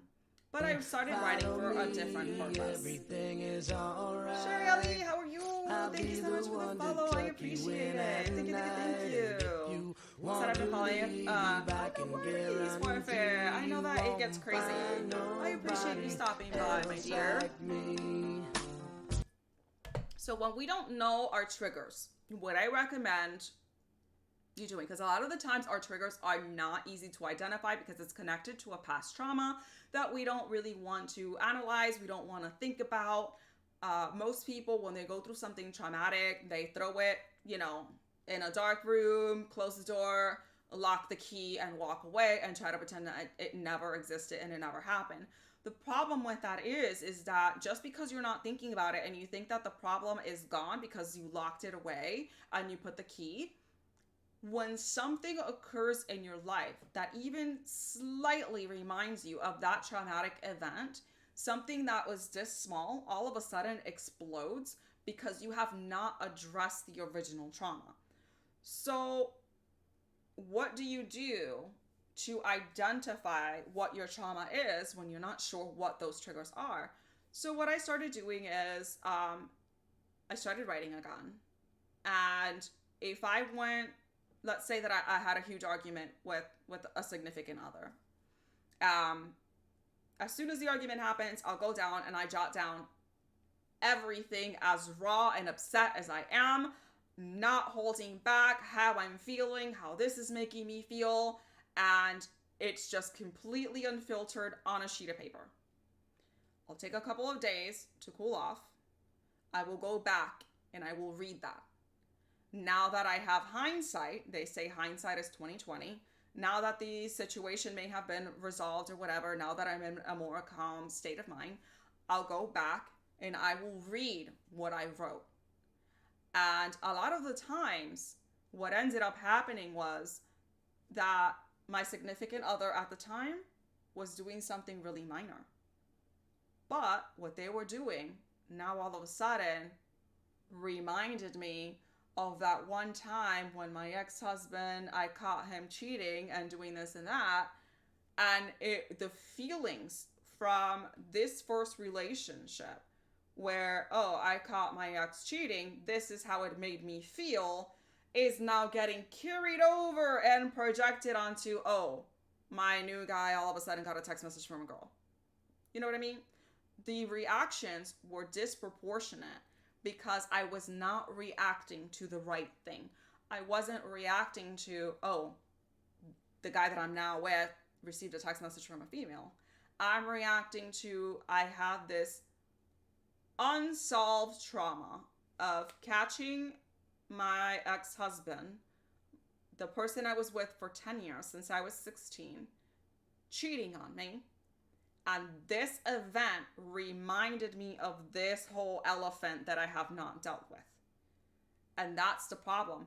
That's the problem when we carry baggage from other relationships and we start judging our new partners based on what happened on our own relationships.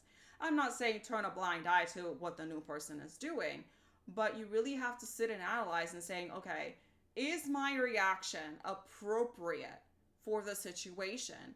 Or is this explosion of feelings that is happening that might seem like being overly sensitive to someone else?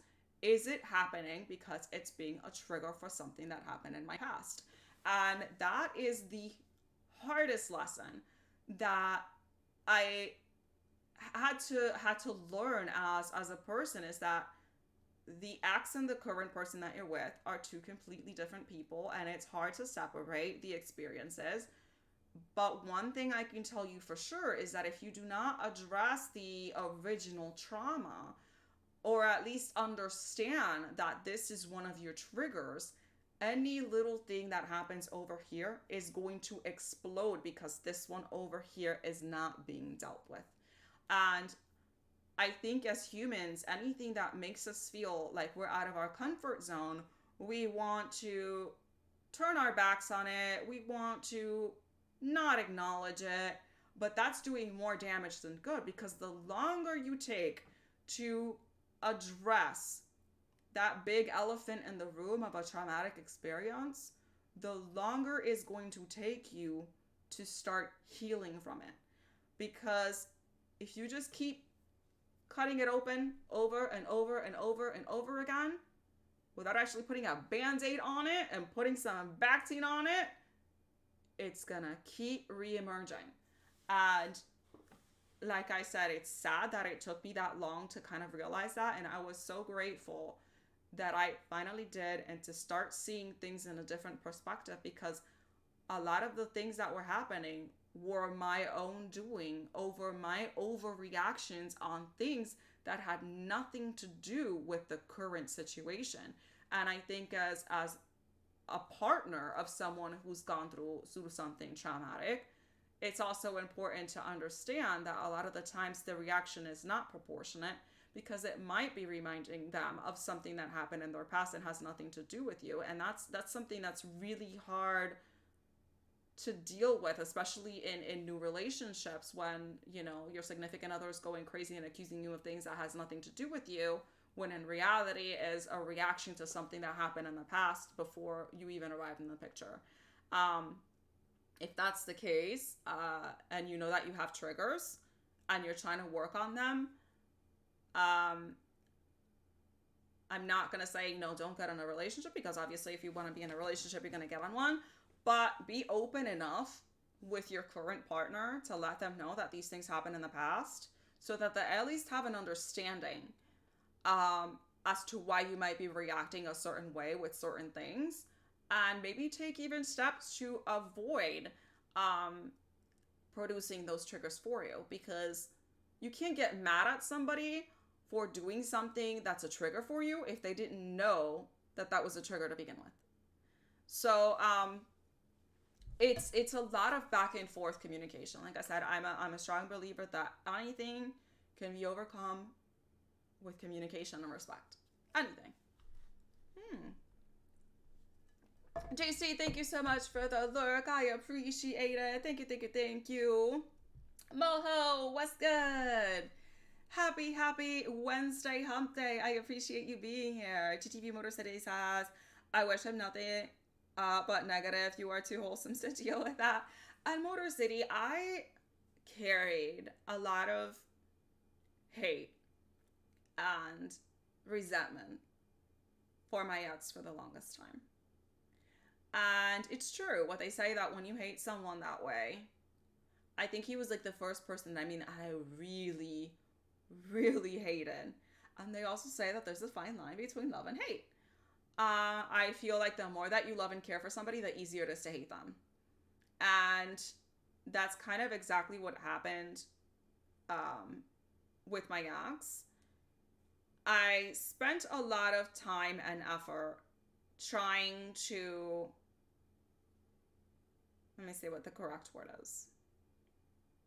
I won't say hurt him, but trying to make him feel the same way I did, so that he would understand what he did. One of the things that really irked me when we broke up, because he was cheating, was that he said that out of everything that happened, the thing that he regretted the most was the fact that he knew he was losing his best friend.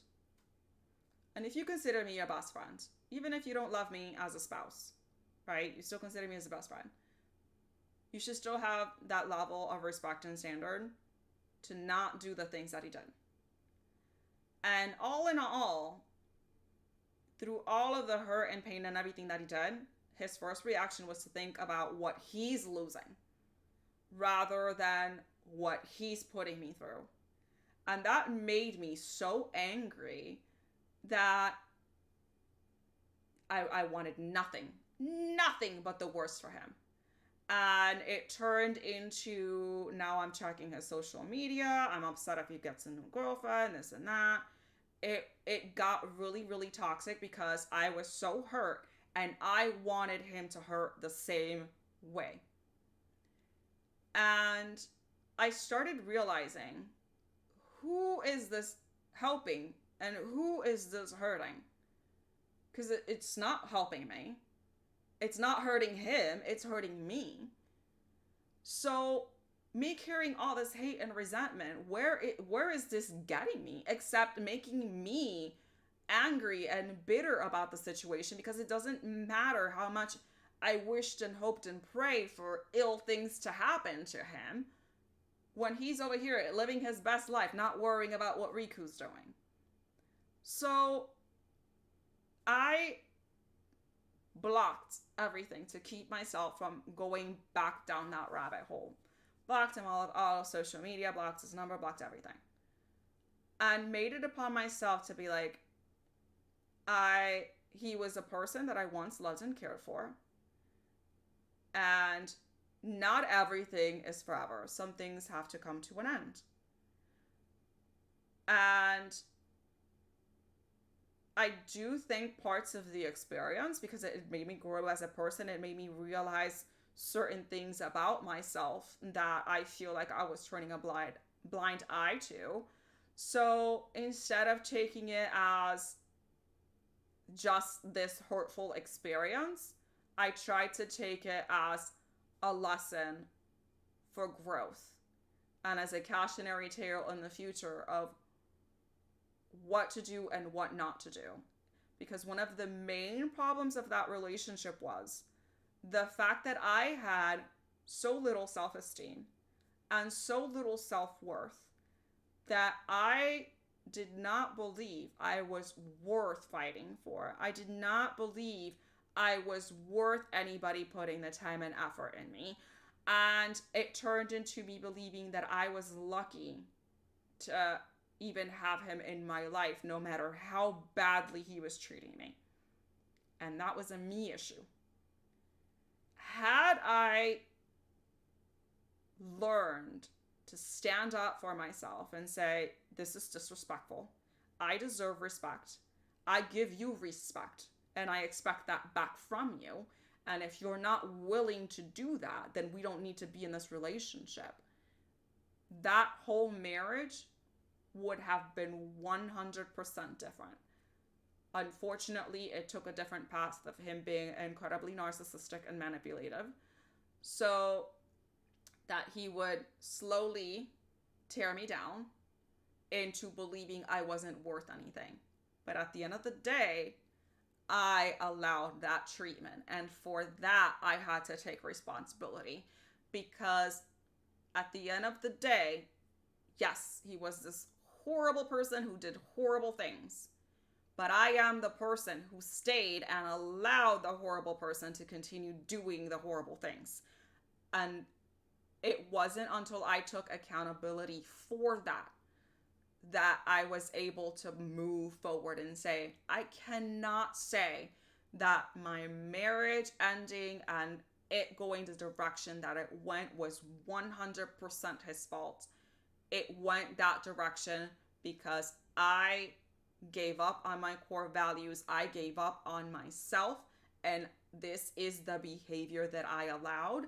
And people, sadly as it is, will treat you as badly as you allow them. And I allowed it. And for that, I will take accountability for.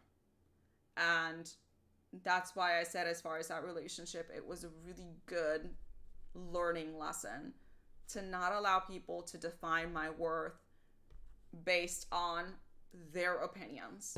Follow me. Oh my goodness, thank you so much for the follow. I appreciate it. Thank you. I'll be the one to tuck you in at night, and if you Sensei Token B, welcome in.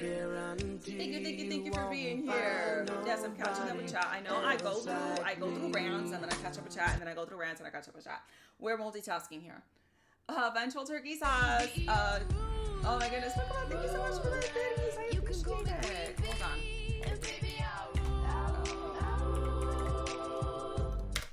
Thank you. Vengeful Turkey says, truly been there. I choose to be alone now because of a very bad relationship. I may change my mind, but for now, I stay out of it in really good and promising relationships because I have no wish to relive any of that pain from a bad mate. So, Vengeful Turkey, that's one of those things that you need to do for you when you're ready. Marika, thank you so much for the biddies. I appreciate you. Mwah, mwah. Much love to you, my dear. Thank you. Coming out of that 10-year relationship, I had the same mentality of, I am never going to be with anybody else. I'm going to be single forever. I'm never going to be that vulnerable with another person. But all in all, that happened. I was in the relationship with the wrong person. With the wrong person. I should not judge the relationship that I had with the wrong person with the relationship I have with the right person. And it's one of those things that when the right person comes along, you'll know it.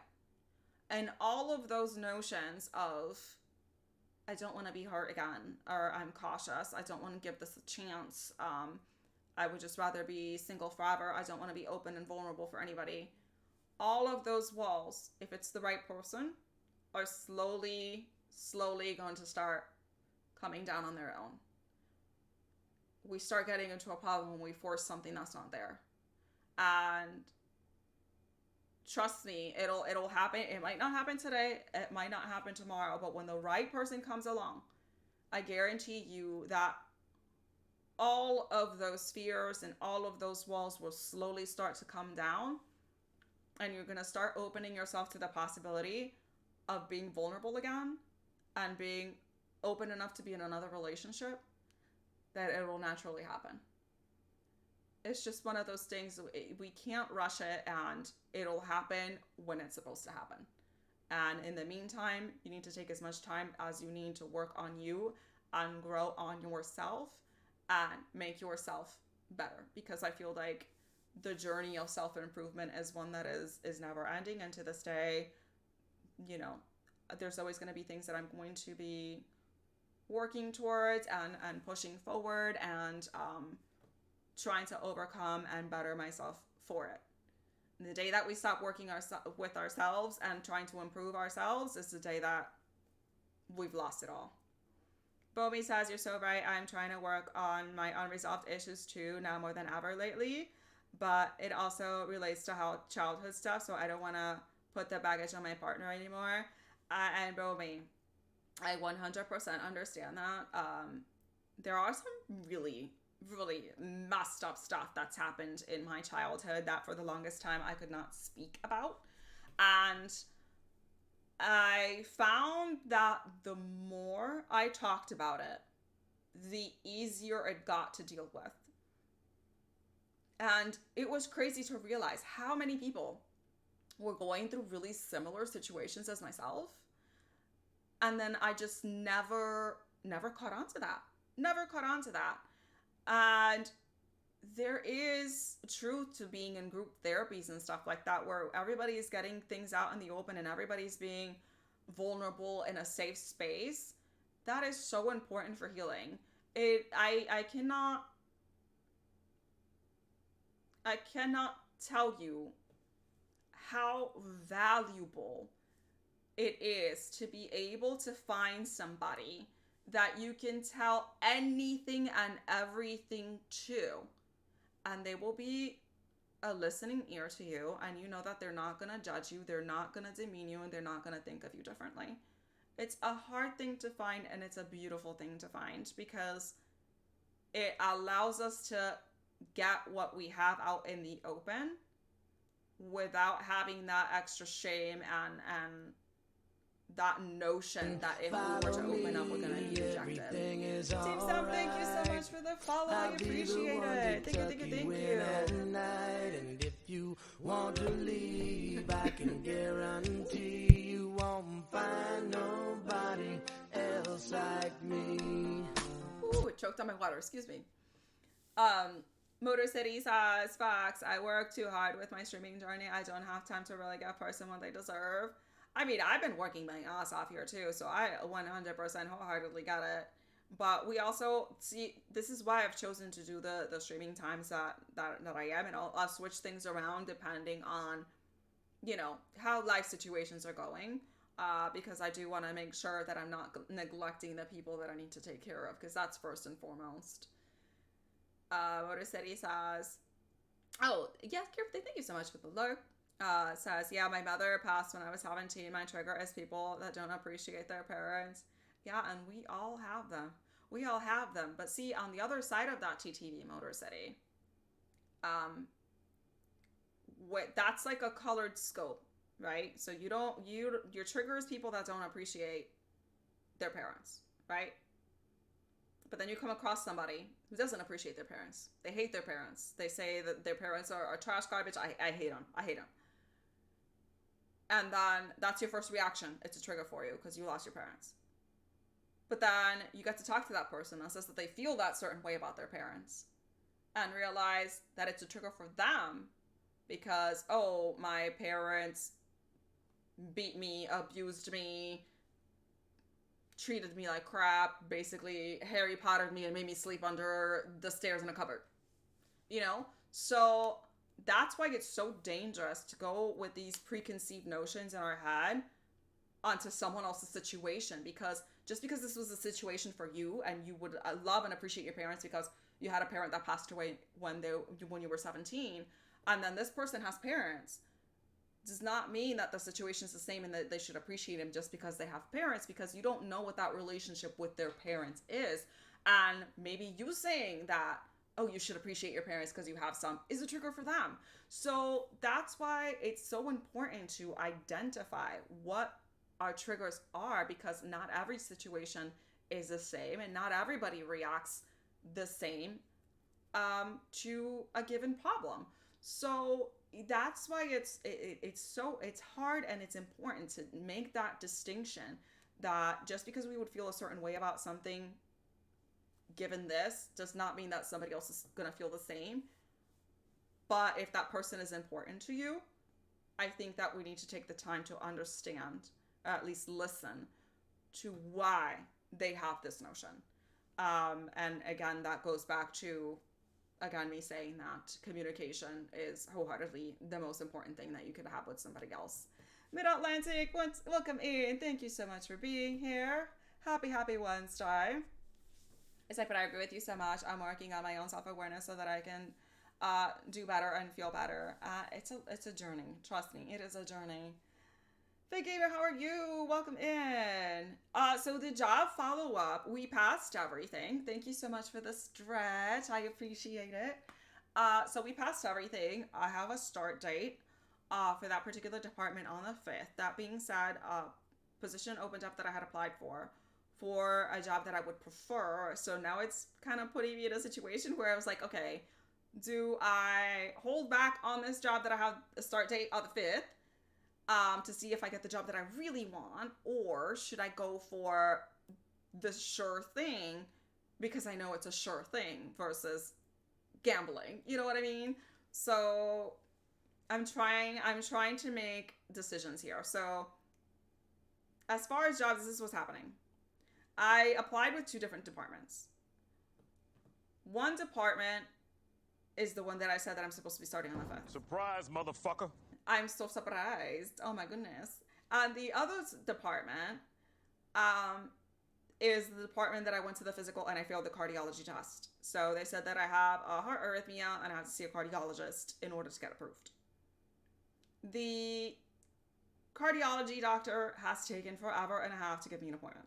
They finally gave me an appointment on the 7th, which is 2 days after the start date for this first job. The second job, okay, is for forensics. It's the forensics department. This is what I was trying to get into for the longest time. So I'm like, should I take the risk and see if I get the job that I really want, even though there's no guarantees that I'm going to get it? Or should I stick with the sure thing? That's my dilemma. I don't know what to do. I'm going to take the next couple of days to try to analyze what the hell I'm going to do. I'm one of those people that doesn't put all their eggs in the same basket, and I feel like if I go with the second job, even though I really, really want it, that's exactly what I'm going to be doing. And then I'm going to be, if I don't get picked for this one, then I'm not going to have the other job either. Or then the opposite can happen. I start the first job, the one that I'm okay with, but it's not my passion. And then the one that's my passion calls me and says, oh, you were hired. And I don't want to be that asshole that goes ahead and like quits the department 3 days in. You know what I mean? I don't want them to start spending money on me unless I know it's a sure thing, because I know, I'm not a wasteful person. So I'm trying to see what to do. It's stressful. Run. Oh my goodness. Ronnie. Oh my goodness. Exactly, Motor City. It says, I'm a former foster kid, so I'm jealous of people who have great parents and siblings feel similar sometimes. Follow me, Not all parents are good everything parents, is but I'm sorry to hear about alright. your mother. I'm sure I'll she was be a the wonderful one human. to tuck you in at For you to love and night. miss her. And Oh, if you Gumi, I want to absolutely agree. leave, I can Dark Simbi, guarantee thank you so much for the you follow. won't I appreciate find it. nobody Thank you. else like me. Oh, no worries, Inception. I appreciate you still being here. Listen, y'all never have to apologize for lurking. The fact that you guys took the time to open up my stream and even just leave me a tab means the absolute world to me. So thank you. If I don't say it enough, thank you. I'm never gonna bash on lurkers here. You do what you need to do. Thank you. Behab, how are you? Says, hey guys, just trying to read the room. You guys want a serious topic? Yes. We're today. All today's topic has been pretty serious. We're talking about, like I said, mental health stream with relationship red flags and a little bit of everything. Since I understand how it can trigger you, with some parents are really not meant to be parents, so empathy for different backgrounds always helps in with insight. Absolutely. TTV Motor City says, I hear that, but with that instills bitterness. You can't be jealous. Be grateful for the existence you have been given.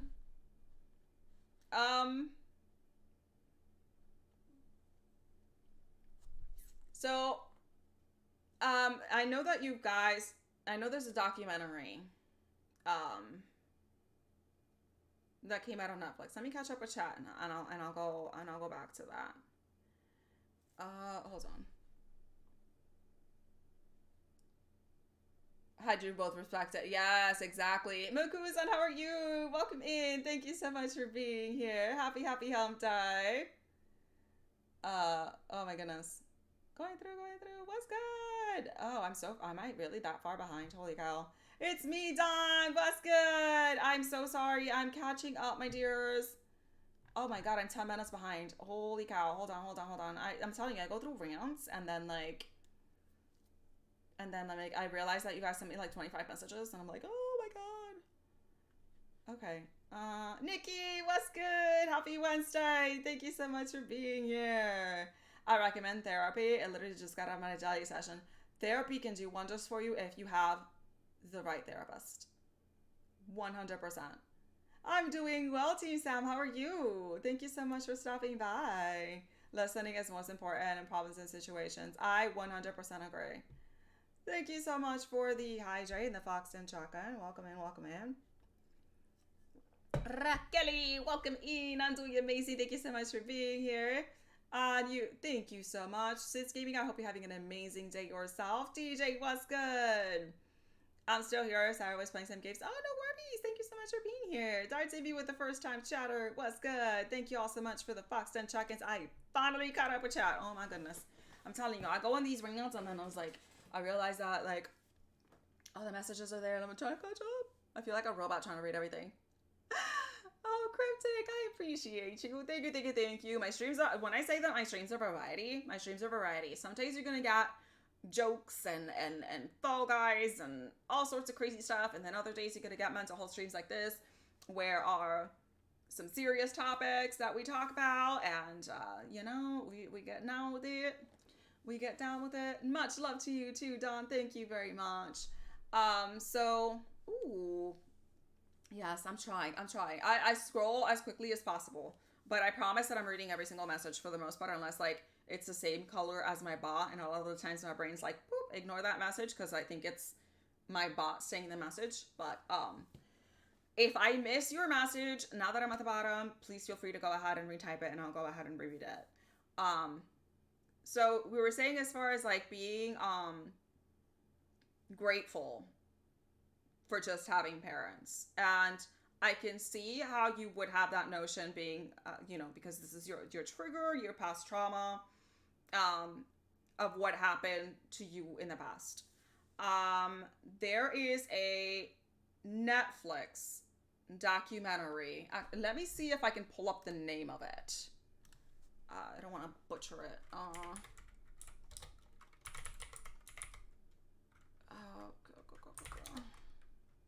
Let me me see. I'm gonna do the weirdest Google search right now.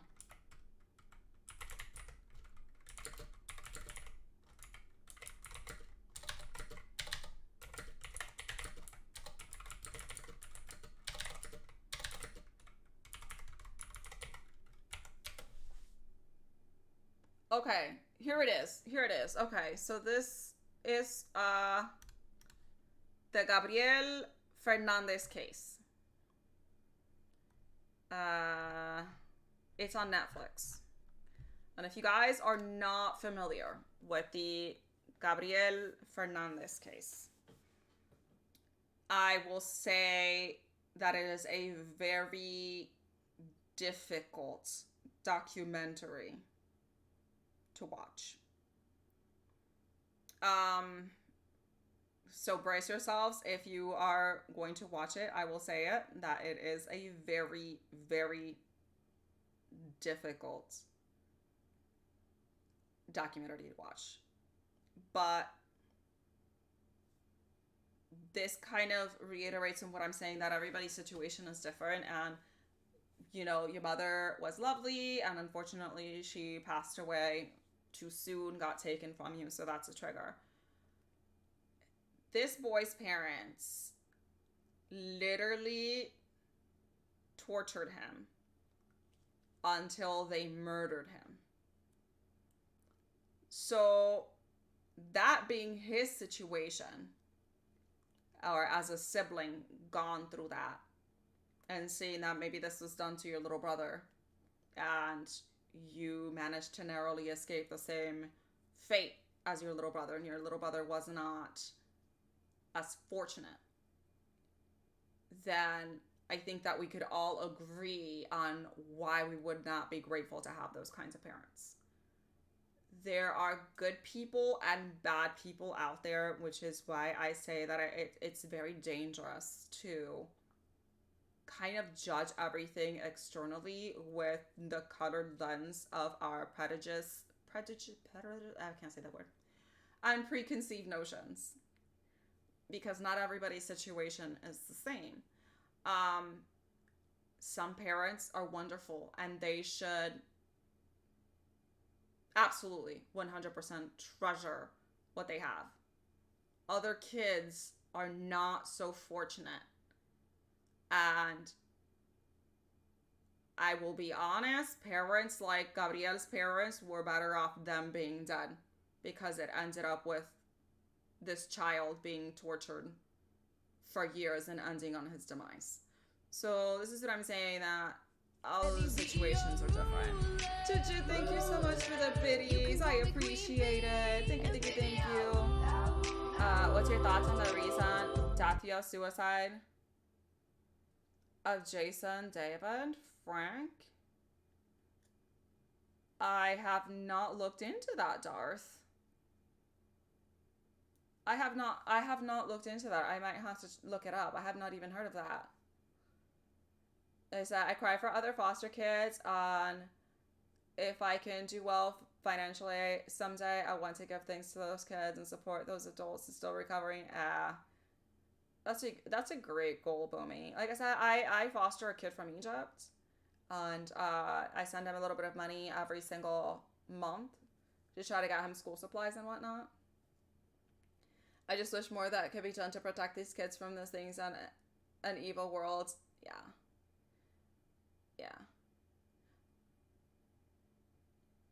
Oh, I did hear that he passed away. I have not read into what had happened.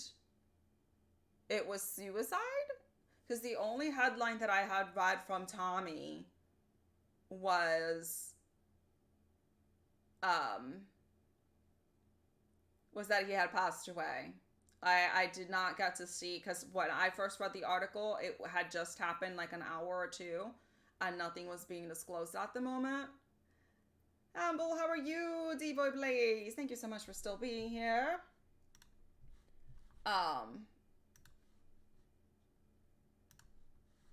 hold on. Yeah, I did not get the chance to to check it out. But I'll definitely, after stream, I'll definitely follow up with that. And read up on it, because like a lot of people have been dying this year. We just had a couple of weeks ago, Aaron Carter, Nick Carter's brother from Backstreet Boys, that just passed away. From that one, I gathered that he ended up taking some sort of substance and ended up drowning in the tub, if I'm not mistaken. From what he hung himself in his hotel room. Wow.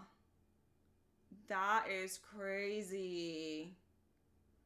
To be honest, I learned in adulthood that Marilyn Monroe was foster kid too, and she shined brightly. You know, some kids go through the system of foster care and they come out better people for it. Others not so much. There are some amazing foster parents out there, and others that are not so much. It's one of those things that it's always dependent on the situation, and that's why everything has to be looked at objectively on a situational basis, because something can look exactly the same and be completely different in the outcome. It kind of goes to show the matter of the background that if you're determined to succeed and we work hard, we can make it too, except the sad thing with mental health is not being addressed properly back then either. Well, there's still even to this day a stigma over speaking about mental health, and that's why I try to be an advocate for it, because we all go through it. So we can't just sit here and pretend that everything's rosy all the time. We've all gone through something in our lives that has affected us negatively in some way, and we shouldn't feel shame to be able to discuss the things that happen, because we're all human. We all go through experiences as part of life. And I found that the more that I talk about these things, it's mind-blowing how many people have gone or are going through the same exact thing. I cannot tell you how many times I've done a mental health stream and I got a DM afterwards saying, thank you so much for talking and addressing what you did today, because I've been experiencing the same thing and I felt like I was alone and I had no one to talk to, and I felt shame to bring it up and discuss it in the first place, which to me is just crazy that we would feel that. And just think about it, that's so sad to think that you're that alone, that you're not able to talk about the most personal things that are affecting you in the largest way in your life. And if somebody in your life is feeling that way that you cared for, you gotta extend that hand out to say, you know, if you need somebody to be there, you need a shoulder to cry on, I'm here. And sometimes that's all you need to do. I had an uncle a couple of years ago that he kind of shot himself in, and he was going through depression bouts and he didn't want to talk about it. And he decided that day he didn't want to go to church. Here goes mom, goes to church with her kids, comes back from church, he's hanging from the ceiling panel. He hung himself because he felt like there was nobody he could talk to where he wouldn't feel judged. He had lost his job, so he was feeling all inadequate, and he had tried going to counseling, and there's a really bad stigma in my family about trying to get mental help, and it led to this. It's things that could have been so easily avoided had he had anybody to talk to without feeling like he was going to be judged, or feeling like he was less than, or feeling like he was inadequate. And nobody allowed him to do that. He tried reaching out. He tried talking to people. He tried going on medication. He tried going on antidepressants. They told him, oh, antidepressants are for crazy people, so that must be that you're crazy. That's why you lost your job. Like, why are you kicking someone when they're down? They're trying to do something for themselves, to better themselves. And then at the same time, you turn around and like, I have no idea why they committed suicide. Why would anyone even do that?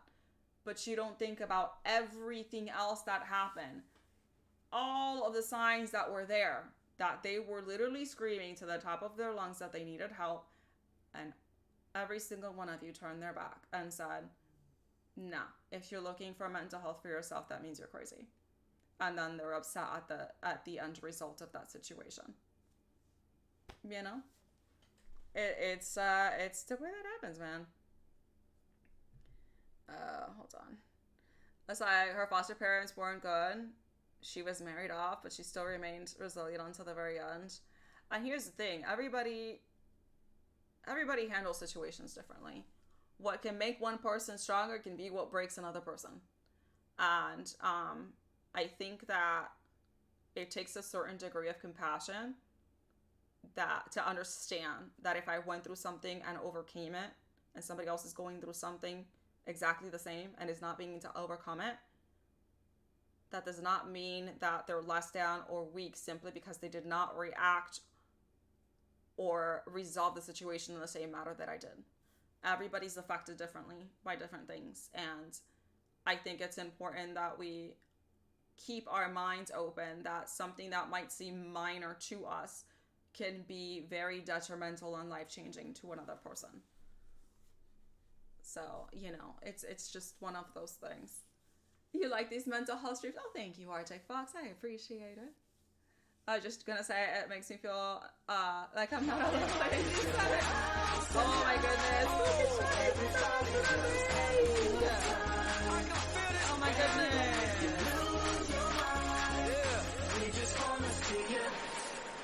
Shake that.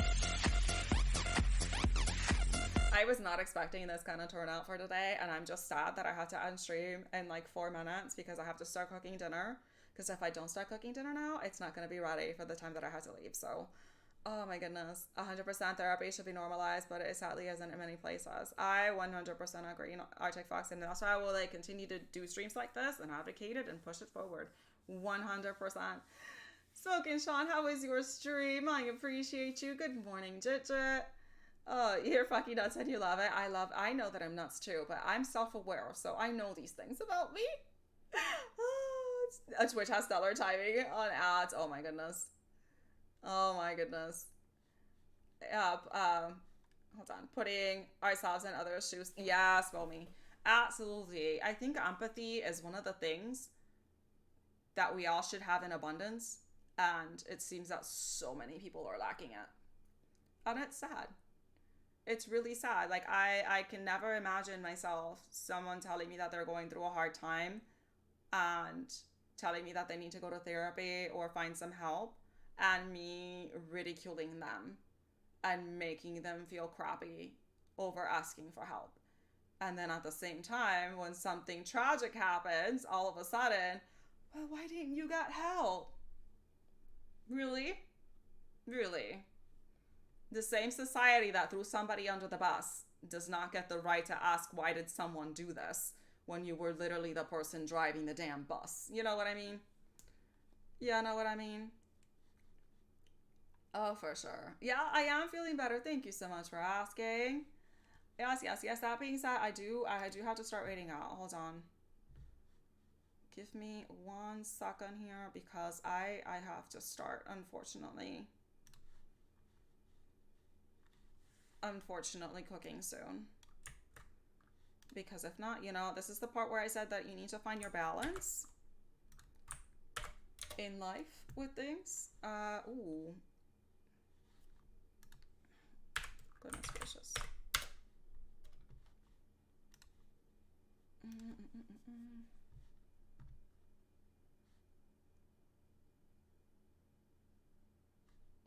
Hold on.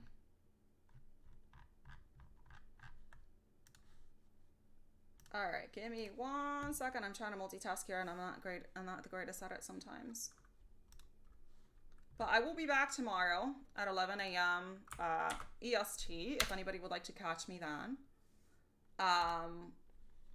You know, if you guys want to continue the conversations from today, I will be more than happy to do that. Just let me know if you would like to have another continuing mental health stream. I'm more than happy to do that.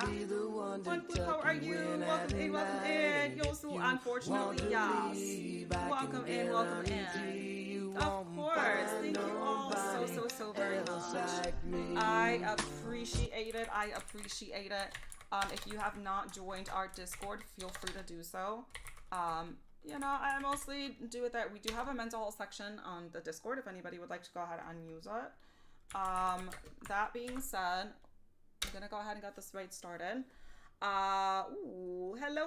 For anybody that just joined in, I apologize, but unfortunately I do have to go get some adulting situated. I have to start getting dinner ready, and if I don't, we're not gonna eat. But I will be back tomorrow at 11 a.m. EST. If anybody would like to go ahead and catch us, if you would like to continue talking about the same topics that we had today or expand on some other things, feel free to do so. My streams are pretty informal. Basically, anything that I feel like talking about that day is what we end up talking about, and sometimes it takes a turn to something completely different than what we originally set out to speak about in the first place. Babe, thank you so much for the follow. I appreciate it. Thank you. Much appreciated. Again, thank you all so much for the love and support. Thank you for still being here. It's fun. Thank you. So yes, I will be back tomorrow. We're gonna be doing our regular networking session in the morning. So if you guys want to go ahead and catch that up, if you're trying to network, make sure that you go ahead and check it out. I will see you all, hopefully at least some of you tomorrow. So thank you for the amazing stream, and I'll see you soon. Bye.